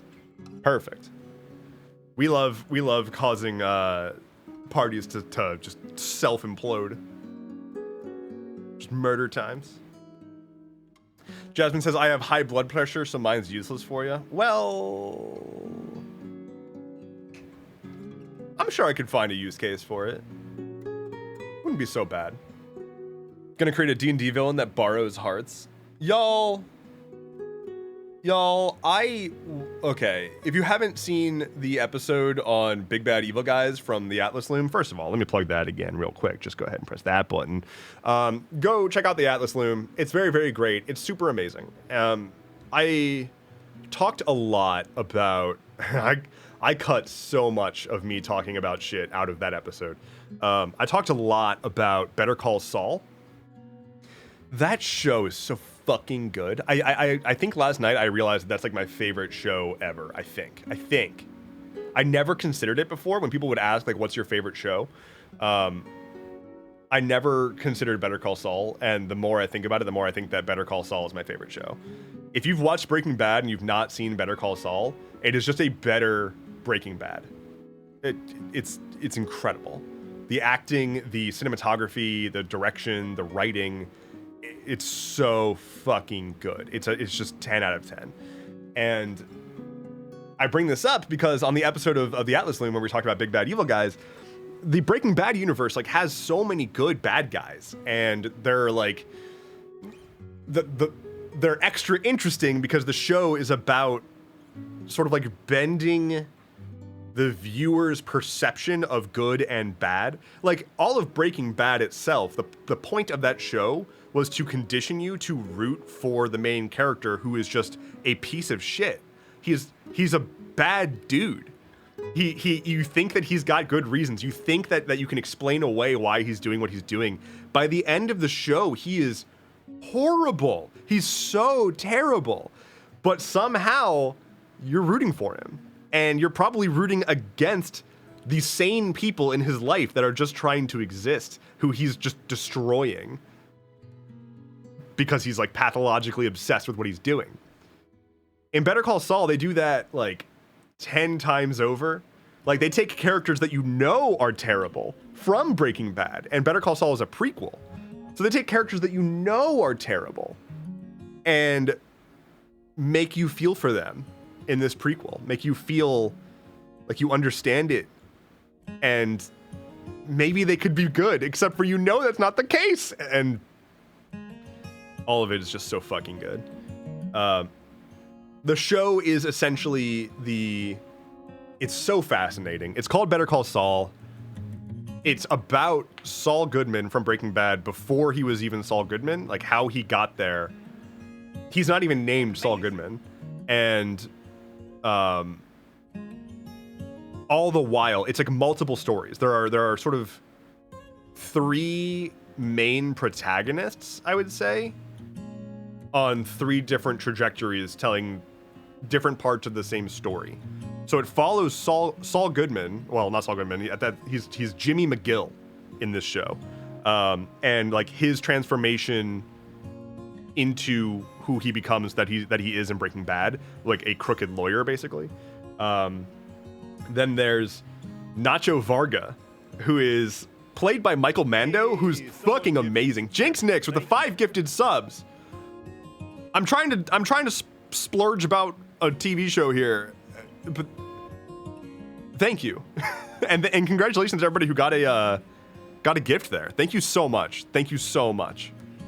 The vibes are now magenta. Hey, someone. Jeez, 2 more. Thank you for that. Thank you. I'll get to all these roles momentarily. Thank you. So Nacho Varga is another main character in Better Call Saul, and he is the sort of the character insert he's the protagonist insert for the Mexican drug cartel. Like, he's involved in the drug cartel, but he's not necessarily a fully bad dude, and he's like actively trying to get out. And so the show follows him, like you follow his story as well to see what's going on on the cartel side, while you follow Jimmy / Saul as he is sort of like meandering his way to cross paths with the cartel. And you follow Mike from Breaking Bad, who is just doing cool shit the whole time. And you follow sort of like these three folks and all of the troubles they deal with. And the show just throws big bad after big bad after big bad. And there are big bads fighting other big bads. There are big bads who weren't actually big bads. It's very, very, very good. The villains in that show and the Breaking Bad universe at large are just so well written. Nick says, any show with Giancarlo Esposito has to be good. It's a rule. Yeah. I mean, I talked about Gus a little bit. I mean, just the single greatest death scene I've ever seen. Or one of them. I think the best death scene I've ever seen now probably goes to John Wick 2. Yeah, probably. But I was so bummed when they cast him for the bad guy in Far Cry 6. They cast Giancarlo Esposito as the bad guy in Far Cry 6, and all of the media, all of the marketing leading up to it with like showing him as the main bad guy, like as the big bad, and like showing the like sort of cinematic cutscenes and whatnot of him being that character. I was so fucking excited, and then Far Cry 6 was a dog shit video game. It's so annoying. Stop it. Let's do some rolls, because thank you, Jasmine, for another gifted sub to the community. Thank you. All right. So this first one is for the gay vampire from Jinx Nix. It's a 3. Loro Borges, what's up? From Jinx Nix, that's a 20. That is a nat 20. Wabam. We love it. It explodes. Into a 2. 22. We'll take it. Still good. Next up is for Fenrir, thanks to Jinx Nix. That's an 18. Doing some work here. Next up, we've got Wordling Prime, thanks to Jinx Nix, for a 5. Corgi, thanks to Jinx Nix, 18.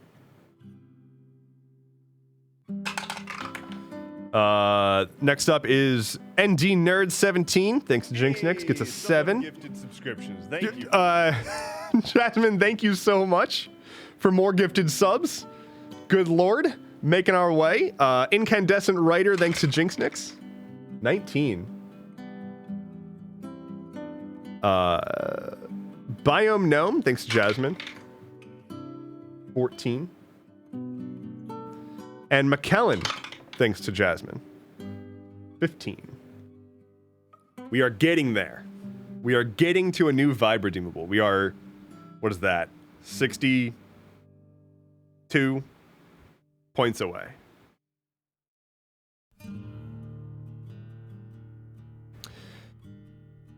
Hello, JK3110. What's up?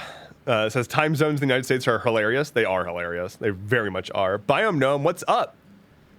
Congratulations on the gifted sub. Welcome in. Welcome in. Again, thank you everyone for the gifted subs. Is it 72? Oh, I'm a moron. I thought that said 638. That's what I get for tiny, tiny, tiny fonts. At least on my screen. We'll get there this week. It's fine. Yeah, hopefully. That'd be nice. I'm excited to make a new vibe. Because I don't have a whole lot of stuff to do, you know? I'm pretty bored. Not a whole lot going on. Worthing Prime says, if you think US time zones are hilarious, you should check out the time zones on the world map.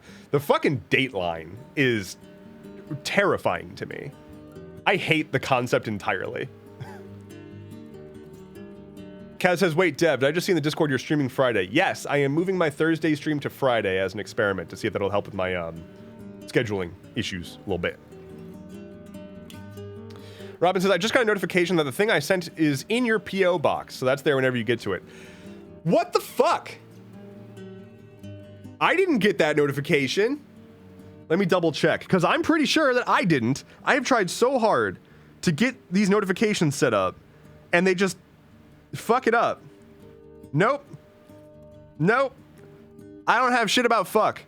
I've gone to the fucking post office multiple times being like, hey, you didn't put in my information properly, and so I never know when I get stuff sent to my P.O. box. And they're like, well, we fixed it. So, you know. It was like very recently. All right, well, maybe. I'm mad. I'm so mad. I've watched both. There are exactly 2 employees at this UPS, and both of them have blamed each other for why I'm not getting notifications.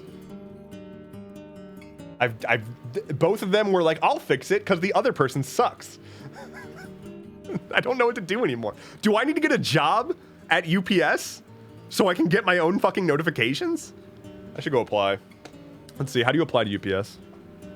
UPS job application. Complete your job application. UPS jobs and careers. All right, if you submitted your application prior to 6/28/2023, log into your profile. If you submitted your application after 6/28/2023, please send an email with your full name, email address, the job you applied for. What? What? All right, working here. Complete your application. Wait, how do I search jobs? I don't understand. Whatever. I can't figure out how to apply. I probably am not qualified. Very involved. Hydrate, I can do that.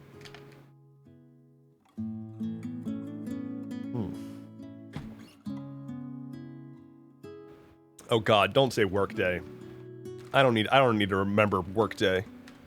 Y'all, I am not in the corporate world right now. And I haven't been in the corporate world since last June. I don't know if I can ever go back. I hear about people talking about like I'll hear that somebody was like in a meeting and I'm like, oh God, what? Or someone will be like, oh yeah, I've got my team's like routine stand up or my one-on-one or whatever. And it's just like, Jesus. I just don't think I can go back to it. Like, I don't think that I'd be able to handle that anymore. Cryptid says, upload your resume. Now fill in all these forms with all the information that's on your resume. Sylvie says, puts a box in Dev's studio, and I have PTSD flashbacks? Wait. I don't understand. Box? I'm so confused right now. Diana says, I was up at 6 a.m. this morning with a hangover to scribe for an audit. It sucked. Nah, I'm good, actually. I don't think I need to do that. I don't think I need that in my life. I think I'm gonna not do that. I'm gonna sleep until I'm awake. And then not go to work. T-Lover says, my one-on-one is usually just my manager talking about stuff he's doing. Work and non-work. Coffee required. That sounds not lovely.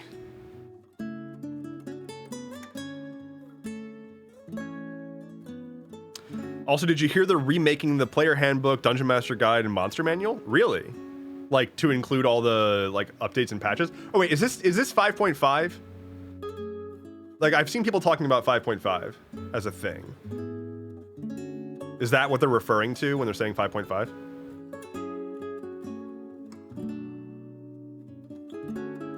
Jasmine says, glad I get free coffee all day and abuse it. D&D 1. Can we fucking not? Can we not? Can we not just call everything like next or one? D&D next, D&D 1. Fucking stop it. Google One. Xbox One. Y'all.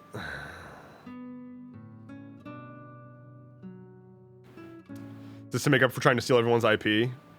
I mean, probably not, because they're going to make money off of it.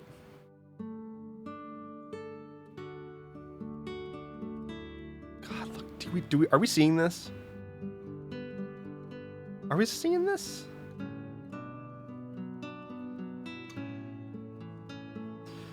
Cryptid says, taking hubs to work. If I don't catch you on the way out, good afternoon, good evening, and good night. Take care, Cryptid. Hope to see you again, but if not, then I'll see you again. Incandescent Writer says, why did everything turn green? Because it's green vibes now. The vibes have shifted to green. To answer your question more accurately, you can control the color scheme of my colors and the stream itself by redeeming vibes using channel points. If you redeem a vibe, it goes onto the vibe queue. You can see down in the corner, down there. It tells you how long until the next vibes. So we've got green vibes for 9 minutes, and then after that is going to be trans pride vibes. Lucky vibes. The luck of the Irish. I'm assuming I'm Irish. Who the fuck knows? Who can remember? I've never really cared. Oh, we're on the last song again. Oh shit. Oh shit. Wait a minute. One more music poll. Music. What kind of music do y'all want? We're at the end of Jangly Vibes. So do you want synth, ambient, or digital? Did you need some fruit snacks? You sound like you need a snack. I think I don't have any more fruit snacks out here. They're all in a different room. I'm not that hungry. I'm actually okay. I'm actually doing all right. Except for this lack of music because, I can't deal with it. I can't deal with silence. I'm just gonna keep talking. Forever. And ever. Ambient is crushing. Oh, I'm excited. I'm excited. I haven't set up my stream thingy to show me active poll results yet. I need to do that. Dev is threatening to talk. I've never talked before in my life. It's not good. When I talk, bad things happen. It sounds like Ambient is going to win. Holy shit. Ambient, wow.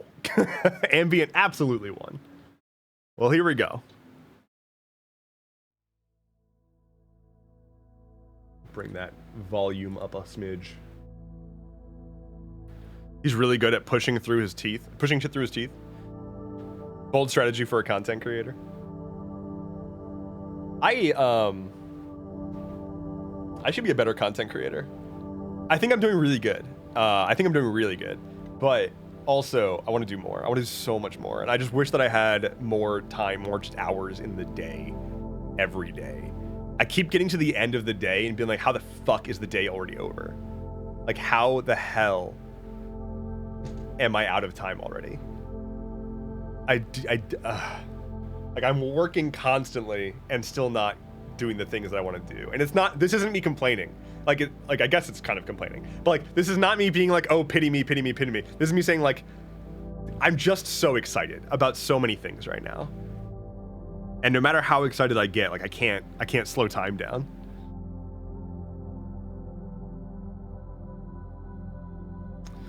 Kaz says, I know you hate that phrase, I just couldn't think of a better one. I don't know what the hell to call myself. Content creator feels reductive, but also the easiest and most widely used term for it. But like, it's just a weird label. It's a weird label to be like, I am a content creator. I don't know. It was so much easier before we had a trillion different platforms that all wanted to be YouTube, and then YouTube wanted to be all those platforms back. And so now you can't say you're a YouTuber or a podcaster. You're a content creator, because you can't just be one thing. You have to be everything. I actually saw a really interesting thread about this, about how like you can't just be a writer. You can't just be a videographer. Like, you have to be a writer and producer and videographer and director and publisher and social media manager and all of those things all the time, all at once. And like, fucking, yeah, it's a lot. It's a lot. The amount of things that you need to do, like, I'm not trying to say that this is like the hardest job ever or whatever, but I'm honestly exerting more effort doing this stuff than I ever did in my normal ass career. And I think the difference is mainly like, I feel better about what I'm doing now. Like, in my career, I would have long periods of time where I'd be working constantly, the same as this, but I also was like resentful about it. With this, I'm working constantly, but I'm optimistic about it. So it's just like, that's actually pretty cool. But it doesn't mean that I'm not constantly working and constantly doing things and learning new skills and trying new things and having to get new tools that I have to then learn. Like, I am not a video editor. I am not an audio editor, but I have to become one, and I have kind of become one. I am by no means an expert. I'm learning constantly. I am constantly consuming tutorials and videos and explainers from people who actually understand terminology, and I'm trying to apply those learnings. But it's never gonna end. Like, I've not spent a lifetime learning all of these things. So it's interesting. Hello, Milo. Says, hello chat, how's it going? I just woke up. You just woke up? My goodness. Emperor Valentine, welcome in, welcome in. The paw, OMG the paw, oh my god. Oh, the paw and the side eye. We're getting the paw and the side eye at the same time. Oh my god. Milo says, bruh, I just worked a third shift. Oh my, yeah. Why? Stop it. Don't work 3 shifts.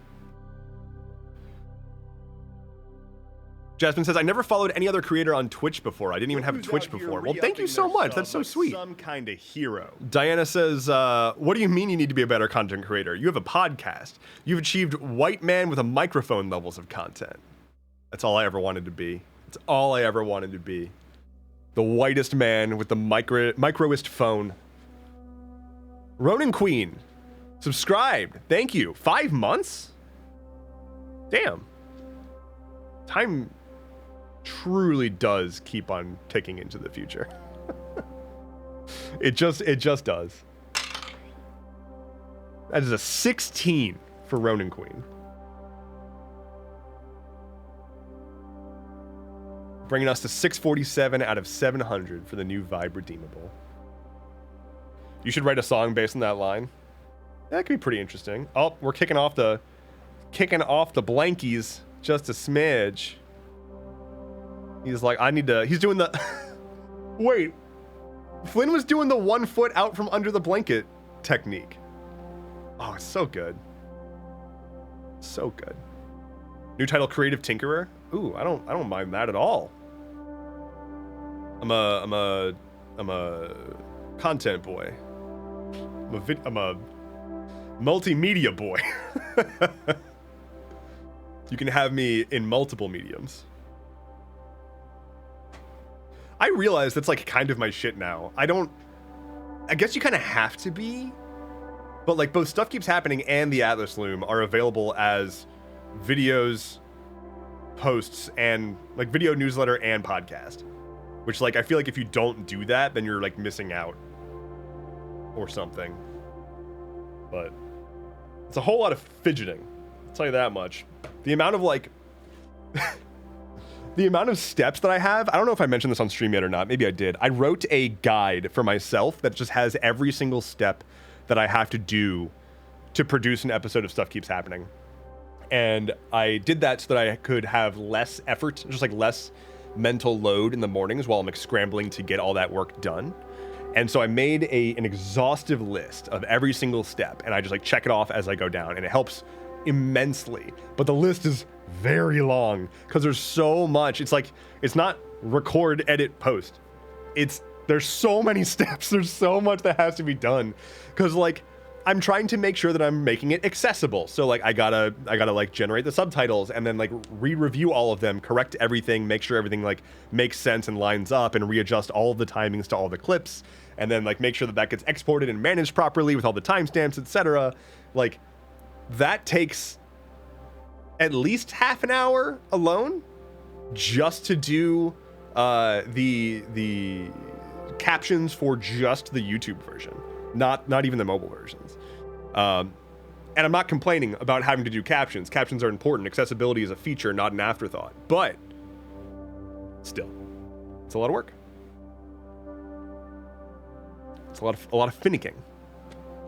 How are we liking this color? Well, besides the trans vibes that we are now, how are we liking this beanie color? It's one of a handful of other beanies that I got of different colors. Experimenting. Beanie's good. Doesn't quite go with this, but it is what it is. It happens. Can't always perfectly coordinate. God, I'm so yay. So Yanni today. Yanni Fulani. I have no idea if they're even here right now. I'm gonna play some Palia. I'm gonna play some Palia. Brawny Yanni. Let's see. Palia launcher. Play.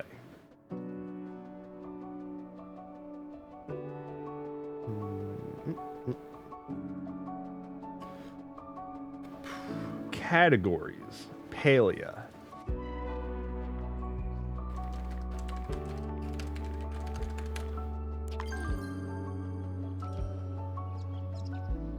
It suits you? I'm glad. I'm glad that it suits me. You know what else suits me? The fit. Check the fit. Oh, it's so good. It's so good. Oh my god. I love it so much. And Candescent Writer says, I love board games. Learning the rules kind of slows everything down, but they're fun. I hate explaining rules to people, like, for board games. For people specifically who are, like, predisposed to not let themselves learn the rules. Like, people who are like, oh, I don't understand these kinds of games. And it's like, well, no, I truly believe that you're capable of understanding this. But sure. Or like what they're really saying in that case is, I don't want to play this game. And I don't want to learn it. And so, like, you're always going to have at least one person in probably any game scenario that's, like, not really on board and just, like, makes the explaining of the rules 1,000 times more effortful. Or you've got someone who, like, when you're explaining the rules, you should let one person do it and let them say everything that they need to say and then clarify things, maybe. Don't fucking interrupt people who are in the middle of explaining games rules to chime in that they forgot something or missed something. Because, like, this is becoming a rant. When I'm explaining games rules, and I do this very frequently, I start by applying the same kind of approach that I would when I was in a professional setting as a developer, and I was trying to explain, like, the reasoning behind things, or the like why things are how they are. And I had to convey highly technical concepts to non-technical people. That's essentially what you're doing when you're explaining the rules of a game. You're trying to explain complex concepts to people who have no idea about any of it.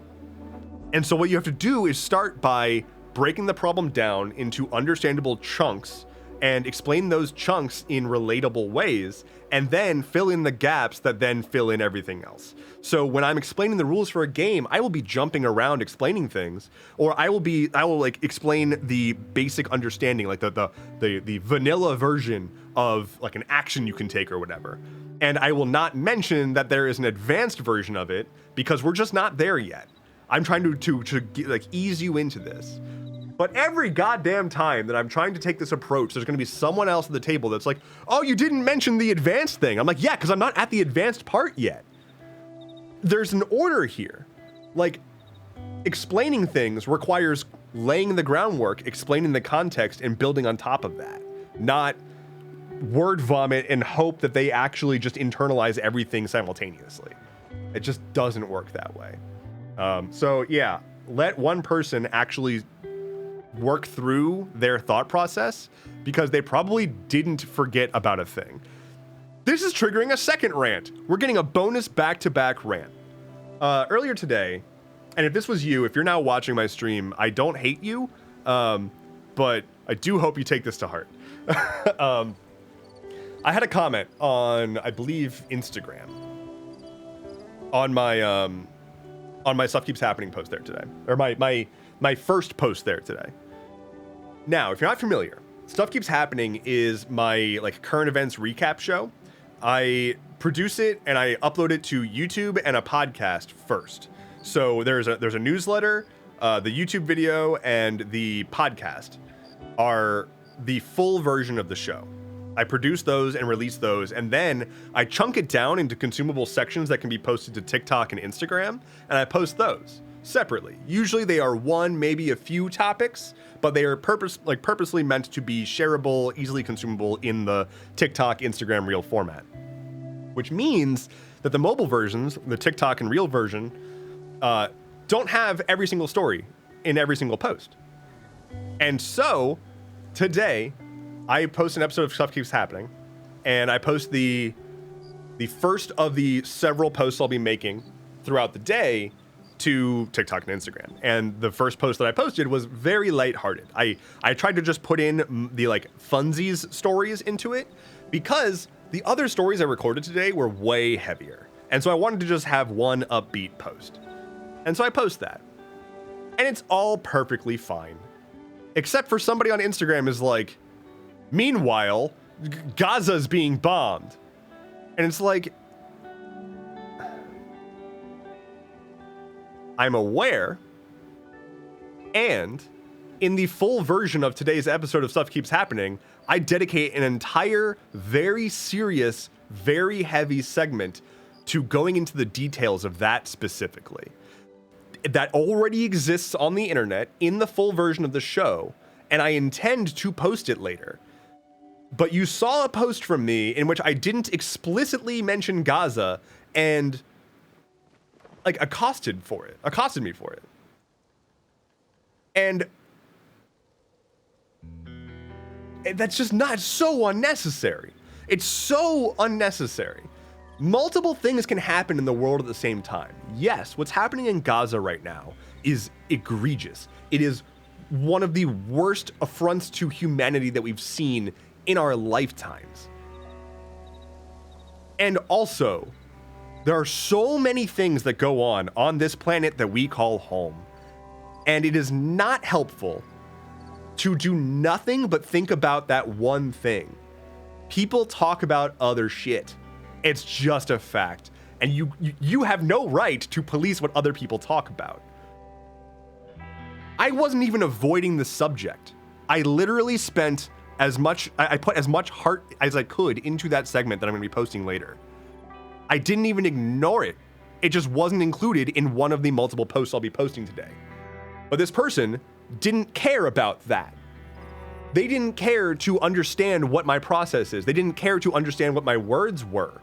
They didn't care to learn that I have a show that I post.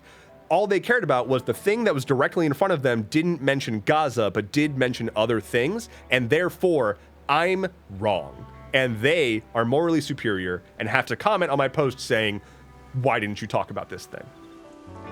It's not a moral victory. It's just being obtuse. You're not helping. You're just being obnoxious. You don't need to police everyone's content to make sure that they say the words that you want them to say. We don't owe you specific words. In fact, that's boring. It shouldn't just be an endless feed of things that you want people to say being said at you. That's not how growth happens. That's not how learning happens. Other things can happen at the same time as tragedies. And just because I don't talk about a tragedy in every single post doesn't mean that I'm not putting in the effort to stay abreast of what's going on and understand it and share about it. And I don't even need to do that. That's not even my job. I have no job requirements. I'm choosing to do it. Anyway, that's my rant about that.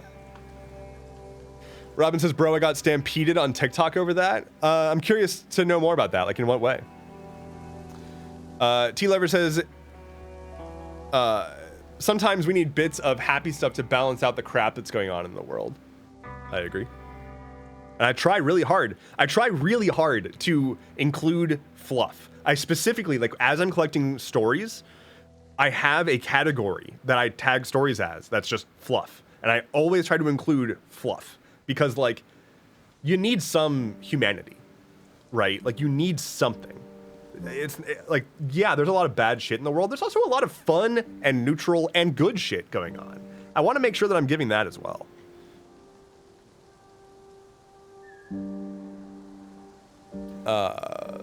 Milo says, it's terrible, but you can't just focus on the bad stuff. That's not good for your mental health. Yeah, it's not good. I've definitely gone down into some dark places in this journey so far.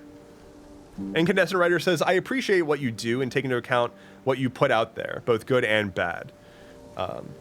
This is being considerate, I feel, and that is a good thing to have on a platform in general. Thank you. Thank you so much. Hello, Fellwing. Meanwhile, Gridania is missing its envoy. I bounced off of Final Fantasy XIV so fucking hard. Oops. Robin said, I made a post saying that people shouldn't harass celebs or anyone for not talking politics in general. And I got swarmed by people saying I'm in favor of genocide. Yeah, I mean, yeah. That's what... There's a little bit of nuance, I would say, which is that, like, if a person that you care about... So first of all, like, yeah, like, creators shouldn't have to always give their opinions on everything. In fact, the penchant of people wanting... like, encouraging each other to give their opinions on everything. We don't need everyone's opinions on everything. We straight up do not need that in this world. Because most opinions are dog shit. I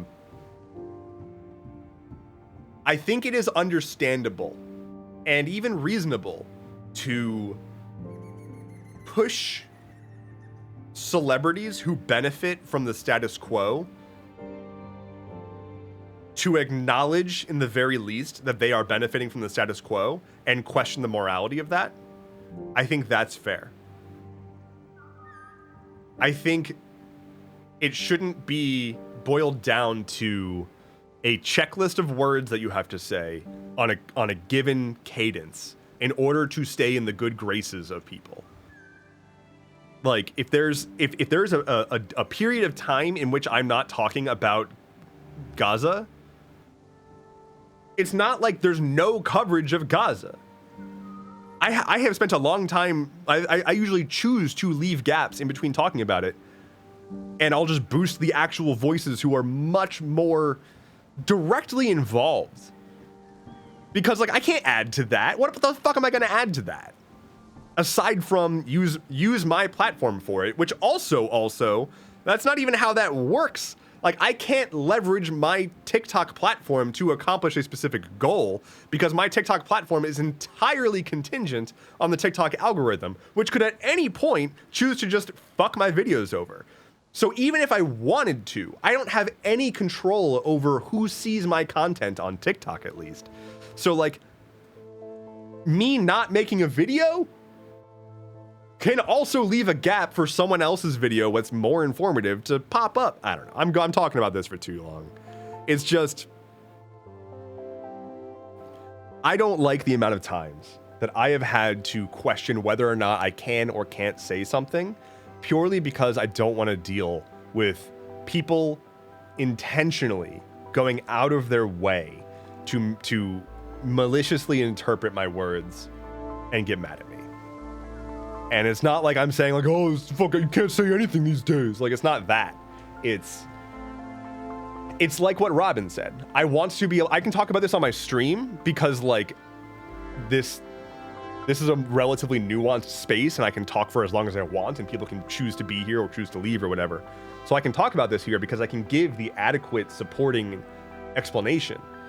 But, you know, in the world of 3-minute long videos, that just doesn't exist. And so like what Robin said of like trying to explain like, this shouldn't be, y'all, this is really fucking toxic. Like, yeah, they're gonna take it as a hot take and they're gonna push back because they're not gonna actually listen and internalize any of the thoughts. I'm sitting here ranting about like the intricacies of of content creation and their relationships with commenters, both like positive and negative, while I'm supposed to be playing Palia. So hey everybody, if you're here because you saw me on the Palia stream homepage, welcome. How's it going? I got sniped by my own dang self into doing a lot of rambling. But we're gonna play a little bit of Palia. We're gonna play a wee bit of Palia. First, we're gonna turn off a fan though. Okay. Sylvie has redeemed a D20 roll. I can do that. As a 5. Bam. And then, I think we got a hydrate. I'm gonna double hydrate just in case.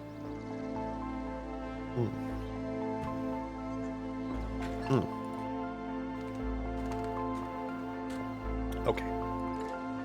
Let's go play Hot Pot, says Robin. I might play a smidge of Hot Pot. I got some I gotta tend to my shit first. And also apparently tend to my Shane. Oh my.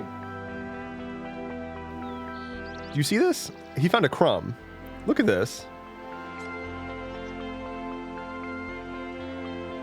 Buddy, what are you doing?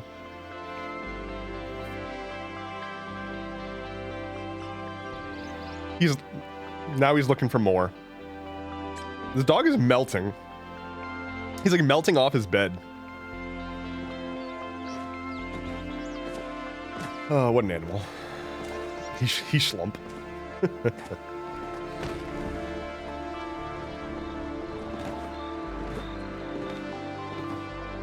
Anyway, I might go pop through the old Poe box this week. I've got a lot of to-do items this week in the old personal life, but some good ones. Got some good stuff coming up, y'all, on the old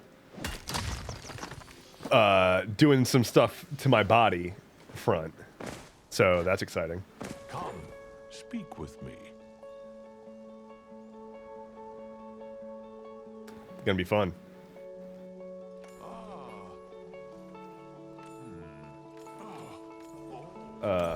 Okay. Yay, completing quests. What do you want?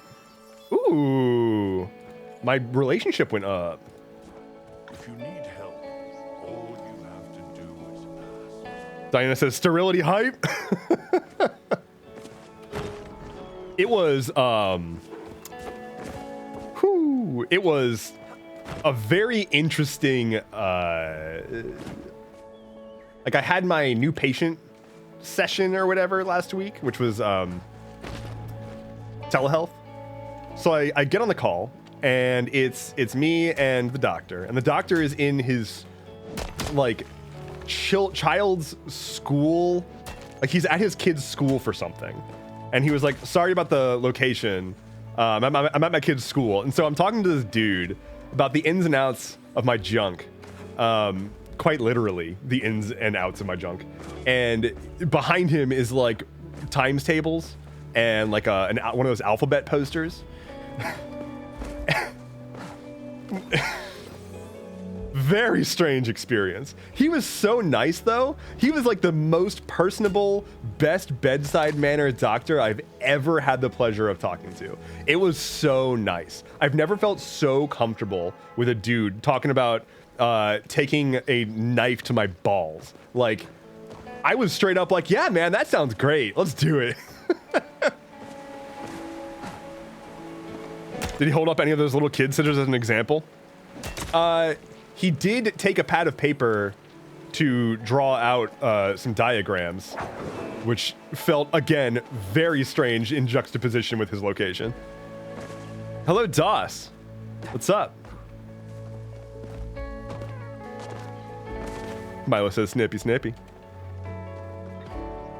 Crayley says, good for you, and I'm glad the doc is so good. Yeah. He came highly recommended, which is a strange thing to think about. But it is what it is. I'm hyped, though. The recovery, man, patriarchy, I tell you. Apparently, the recovery is just a few days, and I can, like, drive myself home. Like, I'm not even doing anesthesia or whatever, and I can drive myself home from the That is a the thing. prime sub right there. Something's terribly wrong with Shane? He's the backbone of our community? We're backboneless? That's about right. What's wrong? Forgot to send me a card. It's the 20-year anniversary of me introducing the beloved Choppa to our fair valley. He sent me a card to commemorate the occasion, 19 years running. Now the big 2-0 is along, and nary a peep. So I can only come to the conclusion that he must be dying, or something else equally distracting is afoot. Why else would he forget? Man, dying is so distracting. Always open during business. Dinah says, man, mine was like 2 weeks of not using any of my abdominal muscles. Oh, Jesus. Yeah, this is going to be like...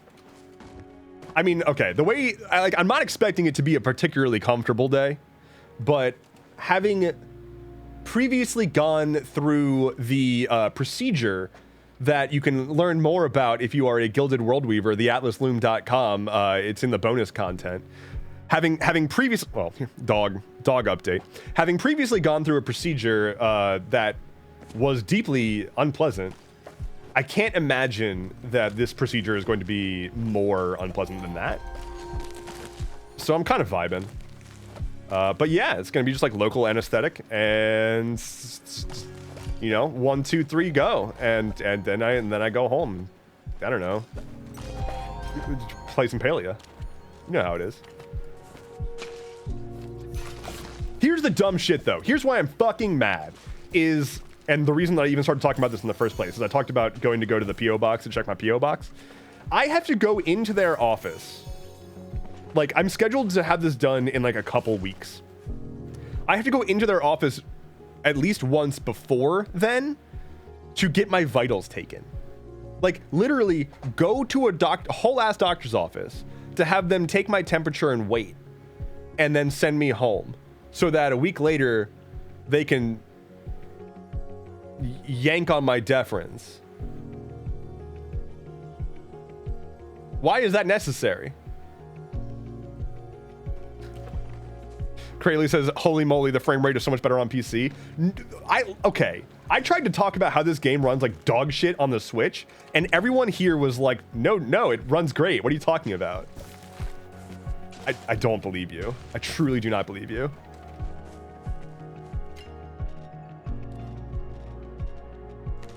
Let's plant some stuff.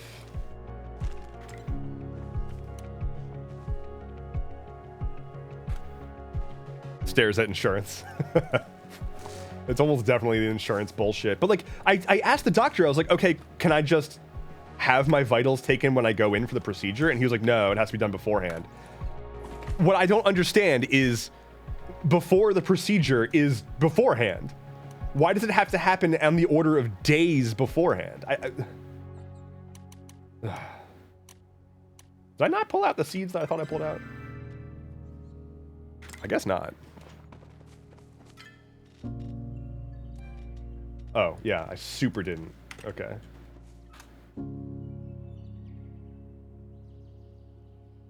My Mel says, I play on my Switch the most of the time, and it's okay, but it's buggy as hell. Yeah, lots of crashes, lots of frame drops, lots of just bugs in general. Much worse than on PC, vis-a-vis bugs. Except for the smoke. The smoke works on Switch, but not on PC. Milo says, yeah, I have to play on Switch because I'm out of town for work and I miss playing it on PC. Yeah. Every time I go to water my crops, it lags. Yeah, for me, it runs like okay-ish on my plot, but if I go to town, it's a slideshow.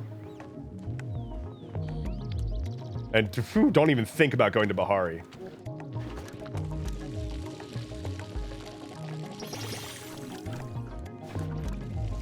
One last story about my balls. So the doctor was like, hey, he was trying to talk to me about like the options are local anesthetic or anesthesia. Like you can go under for it. But of course, if you do anesthesia, then like you have to like not eat beforehand and you have to like have somebody come with you to drive you home, all that stuff. So like, fuck that. But he went through such great lengths to try to like coddle my presumed fragile masculinity. Because essentially he was like, hey, do you want to be a fucking bitch or deal with it? do you want to deal with local anesthetic, which is going to kind of suck, but is easier? And he was like trying so hard to be like, it's perfectly okay if you want to do anesthesia. It doesn't make a difference to me. It's really your personal preference. And like one way you can think about it is if you're good with getting blood drawn, then you're probably going to be okay with the local anesthesia. And I'm like, dog, it's fine, whatever. I can deal with it for a little while. Like it's going to be okay.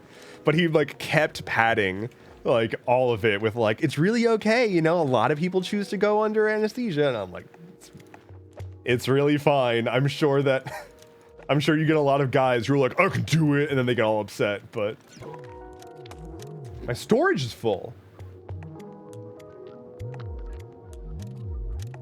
Fuck.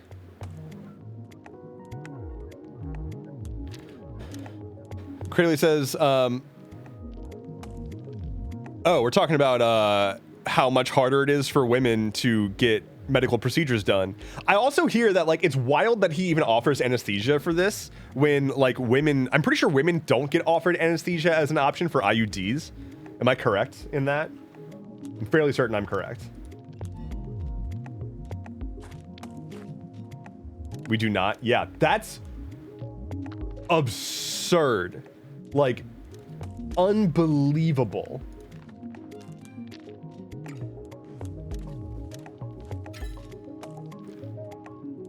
What? Like, how is that the case? Like, truly and honestly, like, okay, like, yeah, haha, patriarchy, like, yeah, obviously, but from a, like, why is that the case? Like, honestly, if we don't just answer with I know the answer is patriarchy, but if we ignore that part, is it just insurance feel that they can more easily screw women over? Insurance won't cover it, so it's like an insurance thing. They're probably like every single woman in my life has told me that IUDs are like, well, not every single woman. Every woman that I know that has an IUD talks about how it's fucking hell. Like it hurts so bad. Unbelievable how much we just don't give a shit about women. It is unnecessary, so they won't cover it. You know what else is unnecessary? My situation with going under anesthesia. That's unnecessary.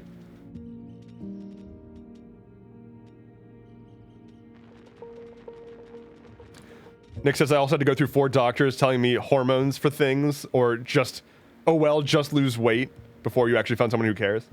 Just lose weight is so obnoxious. I used to get told that by my doctor, and then I lost weight, and then I'm like, hey, I still have ailments. And they're like, well, I guess you're fucked.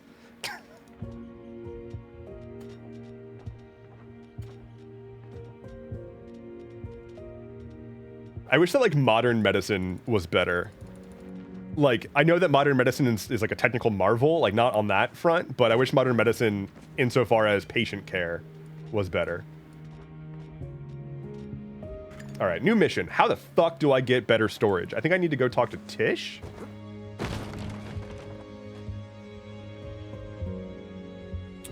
Sylvie says, another thing that's unnecessary, insurance administration's ability to breathe off people's bad health. Yeah, my insurance denied a procedure that I got recently that is for chronic pain that I got multiple times last year and is understood to be a thing that's going to need to like repeat periodically. And they were like, there's no evidence that you need this. And it's like, what the fuck? Like, I went to the doctor and the doctor was like, yeah, you could benefit immensely from this and definitely need this procedure. And then the insurance company was like, nah, our doctor actually doesn't think you need it. And you haven't proven why you need it. So, like, why can't you just deal with the pain? That seems like an easier option. Such a great day, isn't it? You want glass bulbs? Okay. I have glass bulbs. But do you have what I'm looking for? Which is... You don't. Wait. Hello. Wait. Hello. Dank Rusty. Welcome in. Thank you for the follow. And where's the thick... Oh, go to the... It's at her register? I'll see you. I always forget that there's a different shop there. Thank you. Requirements not met? Oh, okay. Copper storage chest. 25,000 big ones. Here's the problem. I'm fucking poor. I'm gonna fix that by being wealthy instead. We can make that happen. I'm poor because I just spent all of my money on bay windows. But I don't regret that at all. Deb needs to make an empire. I should be an emperor. That would be really good. I mean, I am a monarch now, so that's good. Do I want to be a monarch or do I want to be...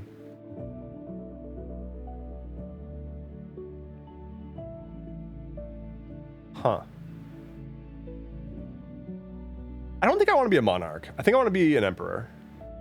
I don't really know what the difference is, but... Yeah, Emperor Valentine, yeah. If you could give me some pointers on how to emporize, that'd be great. Dev is a monarch, he's Scuff Queen now. That'd make a good queen. I would have such good hats. Which is like 80% of being a queen.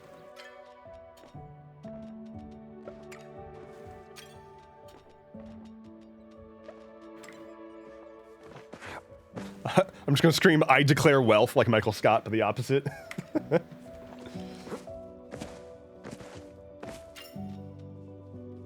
Emperor of the Undying Dev. See, that's pretty good. We've strayed pretty far from the cult vibes that we were curating for quite a while. Sorry, the fandom vibes that we were curating for quite a while. I would like to start straying back.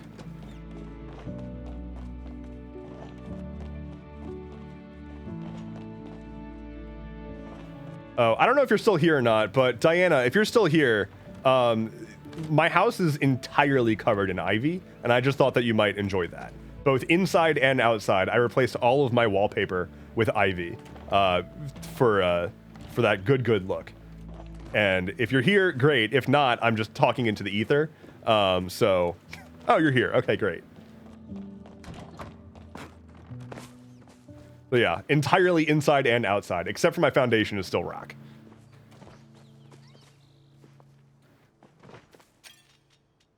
I need to make seeds. Let's do cotton. Oh, I got tomatoes.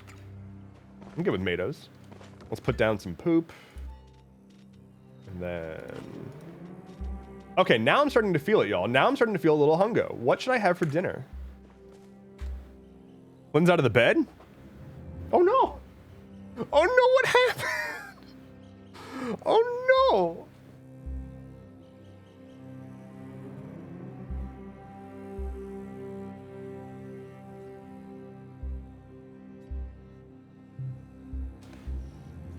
Flynn spilled. He spilled the dog. He kind of just like spilled out all over the floor. Oh, poor boy. He's like, I missed my bed. Oh well. Oh no, my boy. Father, help. God, Flynn's done some serious father helps in the past.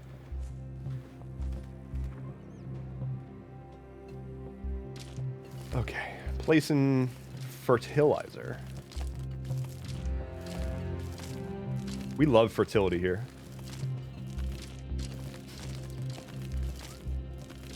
I hope you all are feeling mighty.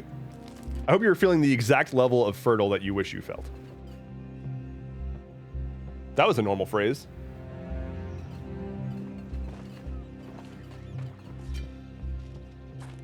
Speaking of boy, you know what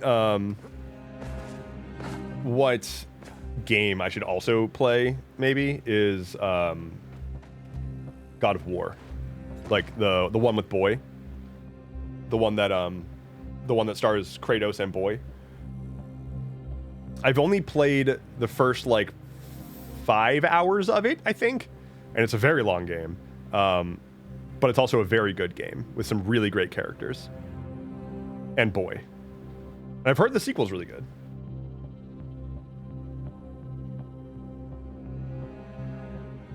But I'm also probably going to avoid playing games that are long for a little while.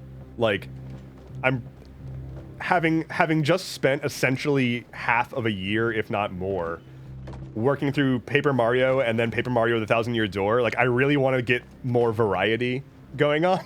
So I'm probably going to start hopping between a handful of games that are a bit quicker to reach the finish line on, if you know what I'm saying. And Hades. I think I'm just going to start sprinkling in some Hades. I've got an itch. And I know Hades 2 is coming out, but gotta re-up on Hades before Hades 2 comes out.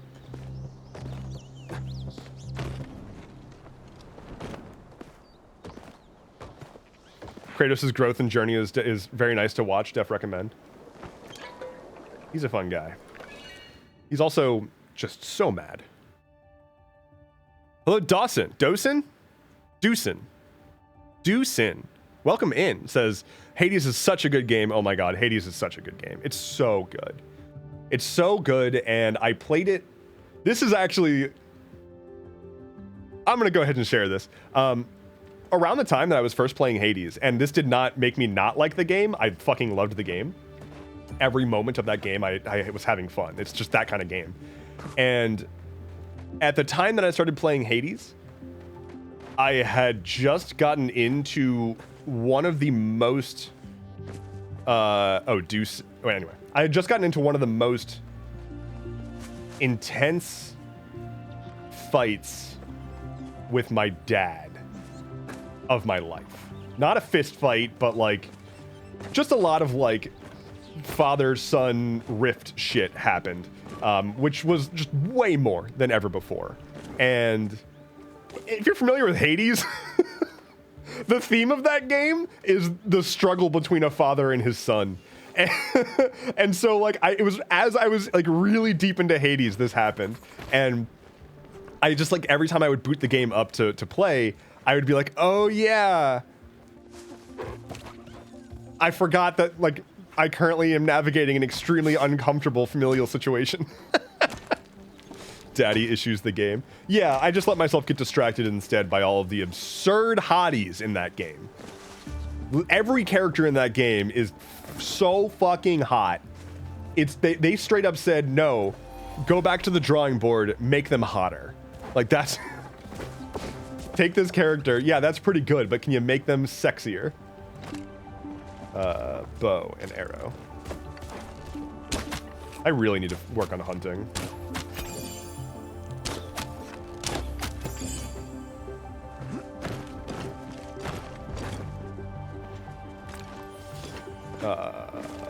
Where's the other thing that I killed? Hello? What? Is gone? Ooh, pallium. Oh, fuck yes.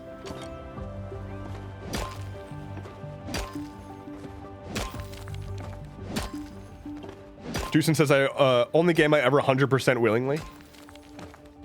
What games have I 100%ed? I know I've 100%ed Super Mario Odyssey. I've talked about that before. I used that as an escape when I was super, super anxious.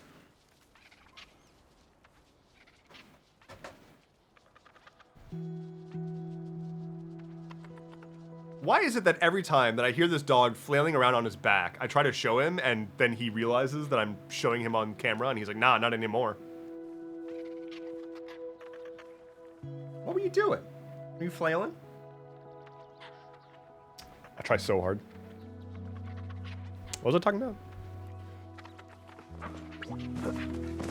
Still confused as to the devs of Hades naming definitely not God mode. God mode. Oh.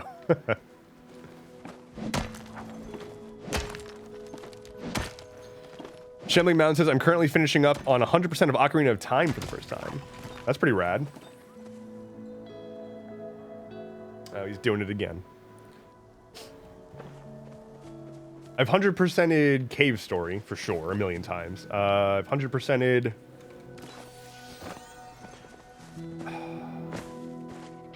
I think Paper Mario 64.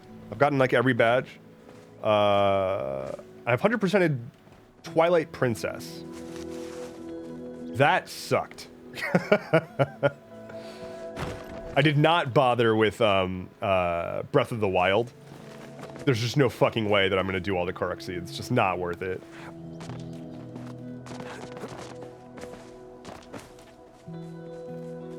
I'm actually considering replaying Super Mario Odyssey, though. That game is really good. I was thinking about games that are just fun playgrounds, and I can't think of a better example than that game. Nintendo straight up just said, let's just put out a game that is just a bunch of massive jungle gyms that are all really well themed, and give the player a really good tight controlling player character that has just absurd numbers of ways to move through this jungle gym.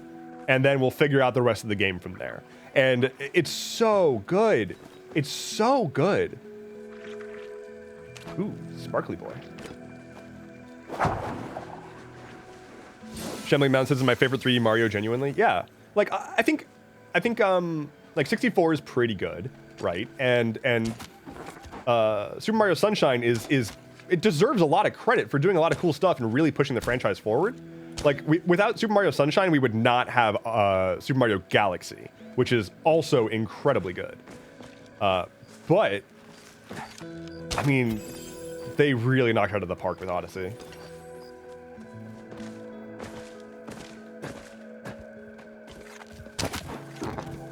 Oh, dear? Oh, dear. Oh, dear. Get it? Jasmine said, only got 100% on GTA 5. Those side quests were annoying. Sylvie says 100% Elden Ring. I don't believe... Are you saying that you 100%ed Elden Ring, Sylvie? I'm not saying that I don't think you're capable of it in terms of skill, but I still doubt. I'm still pressing X to doubt. Because, like, that's a lot. Just from a pure time investment perspective.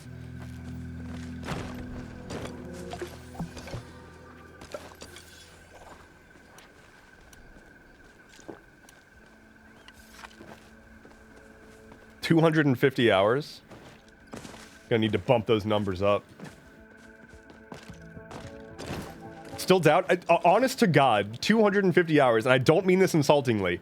If you 100%ed Elden Ring, that is incredible and amazing and fucking respect. I don't mean this as an insult, but I honestly feel like 250 hours is not anywhere near as long as I feel like that game needs. You know? Like, maybe you're just really fucking fast, but like, I would have thought that game, that 100% in that game would be like a 400, 500 hour kind of thing. I'm on a roof. I'm no longer on a roof. Now I'm on the ground. Just giving you some updates here and there. Where is my actual lover? Where's my wife? Where's my true... Can I go in her room? No. Where's my true love? Where's the one person that understands me? Where's she at, though? There she is. It is not my fault that she has hips for days. It is entirely out of my control. I have no say in this situation. I must simp.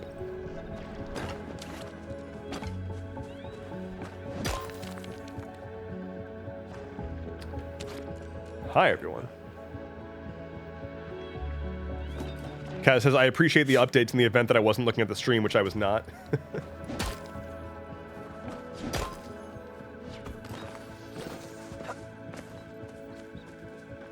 All right, where's my girl? Where's she at? Ooh. Here's the annoying thing. And for those who are hanging out at this point in the stream, thank you so much. And you get to hear this, and this is a secret. Don't tell anybody. Don't tell anybody. Here's the annoying thing. I talked a lot about like what happened to me this weekend and how I like overexerted and exhausted myself. I haven't talked about like the main thing that I did this weekend because I kind of can't because it's still a secret for an unannounced thing, and I did a lot, and I'm so excited about it. And I'll say that it's in the space of world building in general. I wish I could say more. I just cannot do that yet. It's dangerous to wander these woods alone. Are you back for my potions or my company? God damn! Every time. I always wonder how many worlds are up there in the stars. I mean, if there are Grimmelkin, who knows what other civilizations we could find in the stars? Not to mention what sort of power those beings might possess. Oh. You see a lunar fairy moth. Ooh, do I have one? I don't. But I think I can get you one. Don't stay out too late. Jasmine says, have a great day, everyone. Time for me to go. Take care, Jasmine. Stream is closing up here in not too long, so... I'll just wait until you're gone to start spilling all of my secrets. All right, I need a moth, and I need it stat. You're not a moth. But maybe you can help me find one. You're also not a moth. And you're also not a moth. There's so many not moths.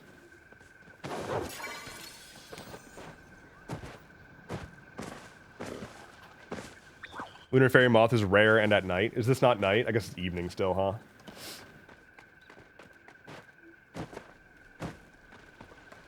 Ooh, fish. What?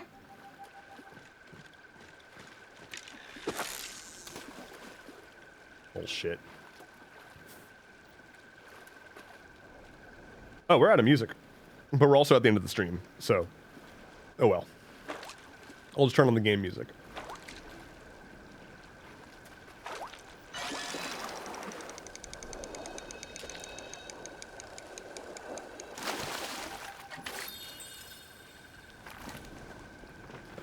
Settings. Sound. Music. There we go. Confirm. They look like blue butterflies. So do I.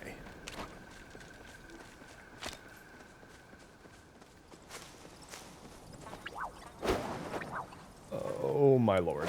Yeah, I wish I have so much that I want to talk about still, and I just soon enough we'll be there, and it will be great, and it will be lovely. But in the meantime, I just have to keep being like, I'm doing so much. I wish I could tell you about it. And like, to be clear, I could tell you about it, but I'm trying to not do that before I'm ready, because I have a long and storied history of telling people about ideas before they're actually ready to be shared. So deal with it. Inky, thank you so much for the gifted sub. Let's get you... Oh, we've got 2 rolls here. So the first roll will be for Deucin.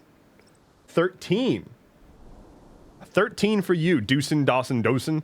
And for Bloodman Elio, thanks to Inky, gets a 15. Bamba Lamb.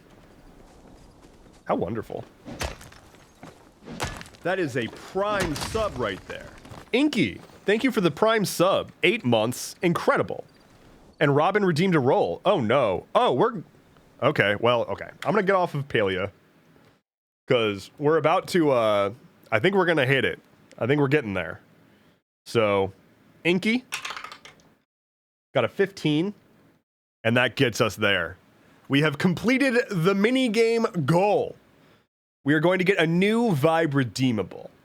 Now, we're also at the end of the stream, so I'm not going to do that vote today. But Wednesday, maybe, or I'll do it in my Discord. We'll figure it out. I will post updates in Discord if I'm going to do it off stream, but make sure that you're in my Discord if you are not, so that you can be there. So that's good. Amazing. Thank you all so much. So, next challenge is a new redeemable voice line. So when we fill this one up, we're going to get a new sound redeem, similar to the beef, ayo, yadingus. Chat gets to pick the new redeemable voice line when we do this one. So, hype, hype, hype. Let's fucking go. We've got one more pending roll. I just dropped the die off the side of my desk instead of putting it in the dice tower. 13 to kick us off.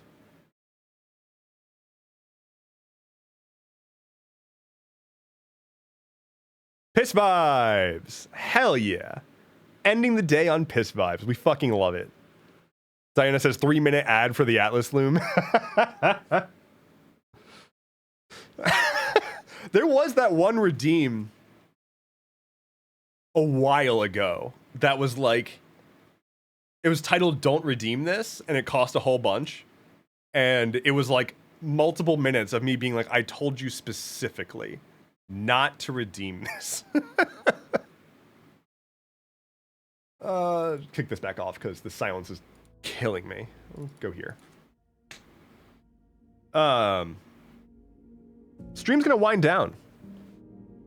We're in the final stretch here. Just a few more minutes left in the stream, but let's see. I'm gonna spout out a few reminders for folks. A redeem for a dev rants about social media for like 10 minutes and cuts himself off. Let's see. Announcements, updates, reminders, stuff that y'all should know before I head out. For one, as a reminder, I am doing a new test version of my stream schedule. I'm going to be moving my Thursday afternoon streams to Friday. So my new stream schedule is Monday, Wednesday, Friday. A little bit easier. Monday and Friday afternoons, Wednesday evenings. I'm going to be kicking off a new game this coming Wednesday, playing Inscription for the first time ever live on stream for all of you to enjoy. So that's going to be fun. Be sure to catch that. Tomorrow, there is a new Atlas Loom bonus episode. Be sure to check out theatlasloom.com or search The Atlas Loom wherever you get your podcasts. That is a podcast by myself and Diana of the Rose, who is here in chat. And we talk about world building for tabletop and beyond. It is an absolute vibe. It is such a fun time, and thank you all so much for the support so far. Let's see. Dice, welcome in right under the wire. Hello, Dice. I am actively closing the stream down. I'm sorry, Dice. I'm so sorry. Let's see. What else? The ensemble awaits, so that's good.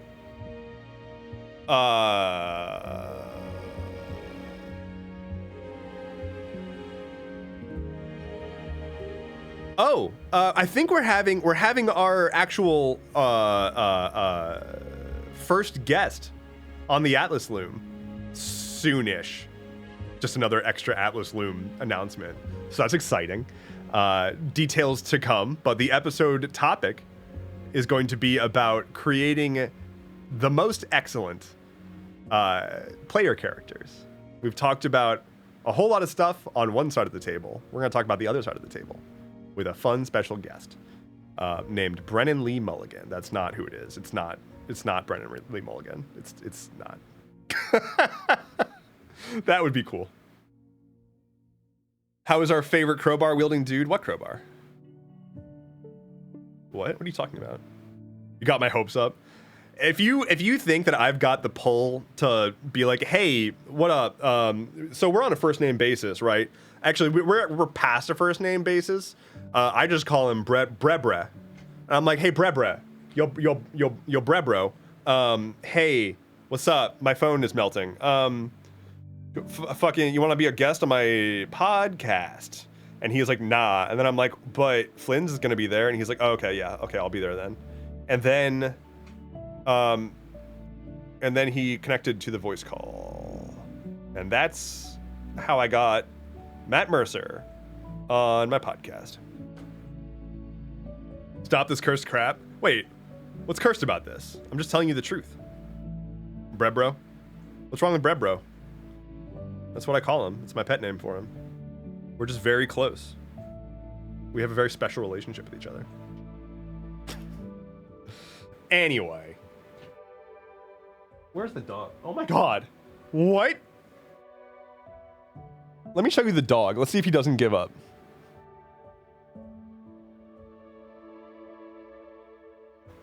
Here's my chair, and there's the dog.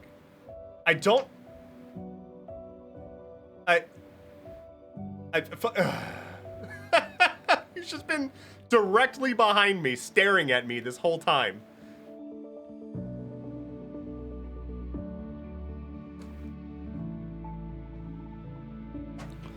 Dev, can I introduce you to my superpower of just fucking asking? Because, like, legit, it can work better than you think. Yeah, it's mostly a, we've had exactly 0 people as guests on the podcast so far, and going from 0 to,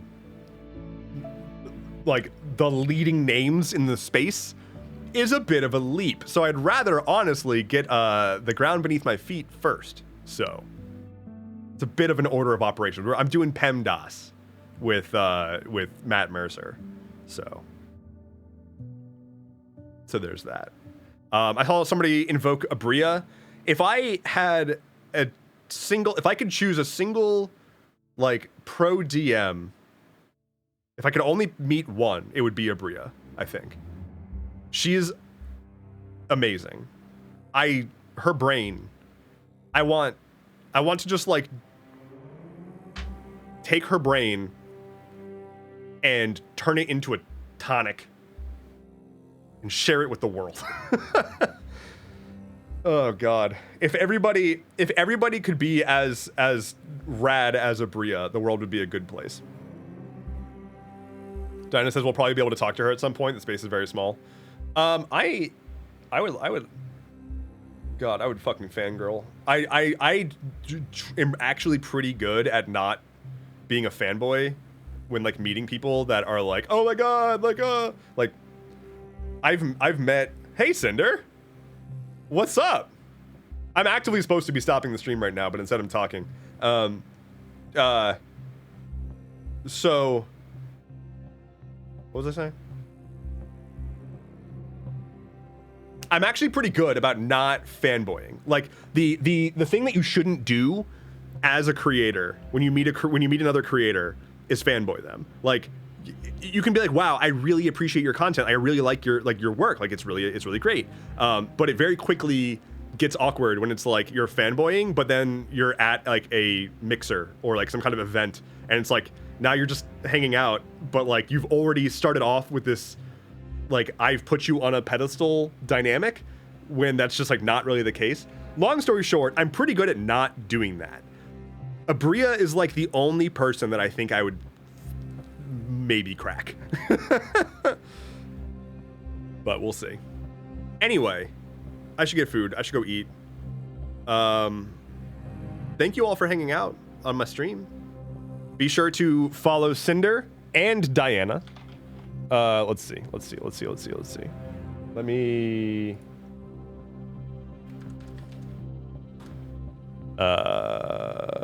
It was lovely listening to you. Well, thank you. Thank you, Coffee Mom.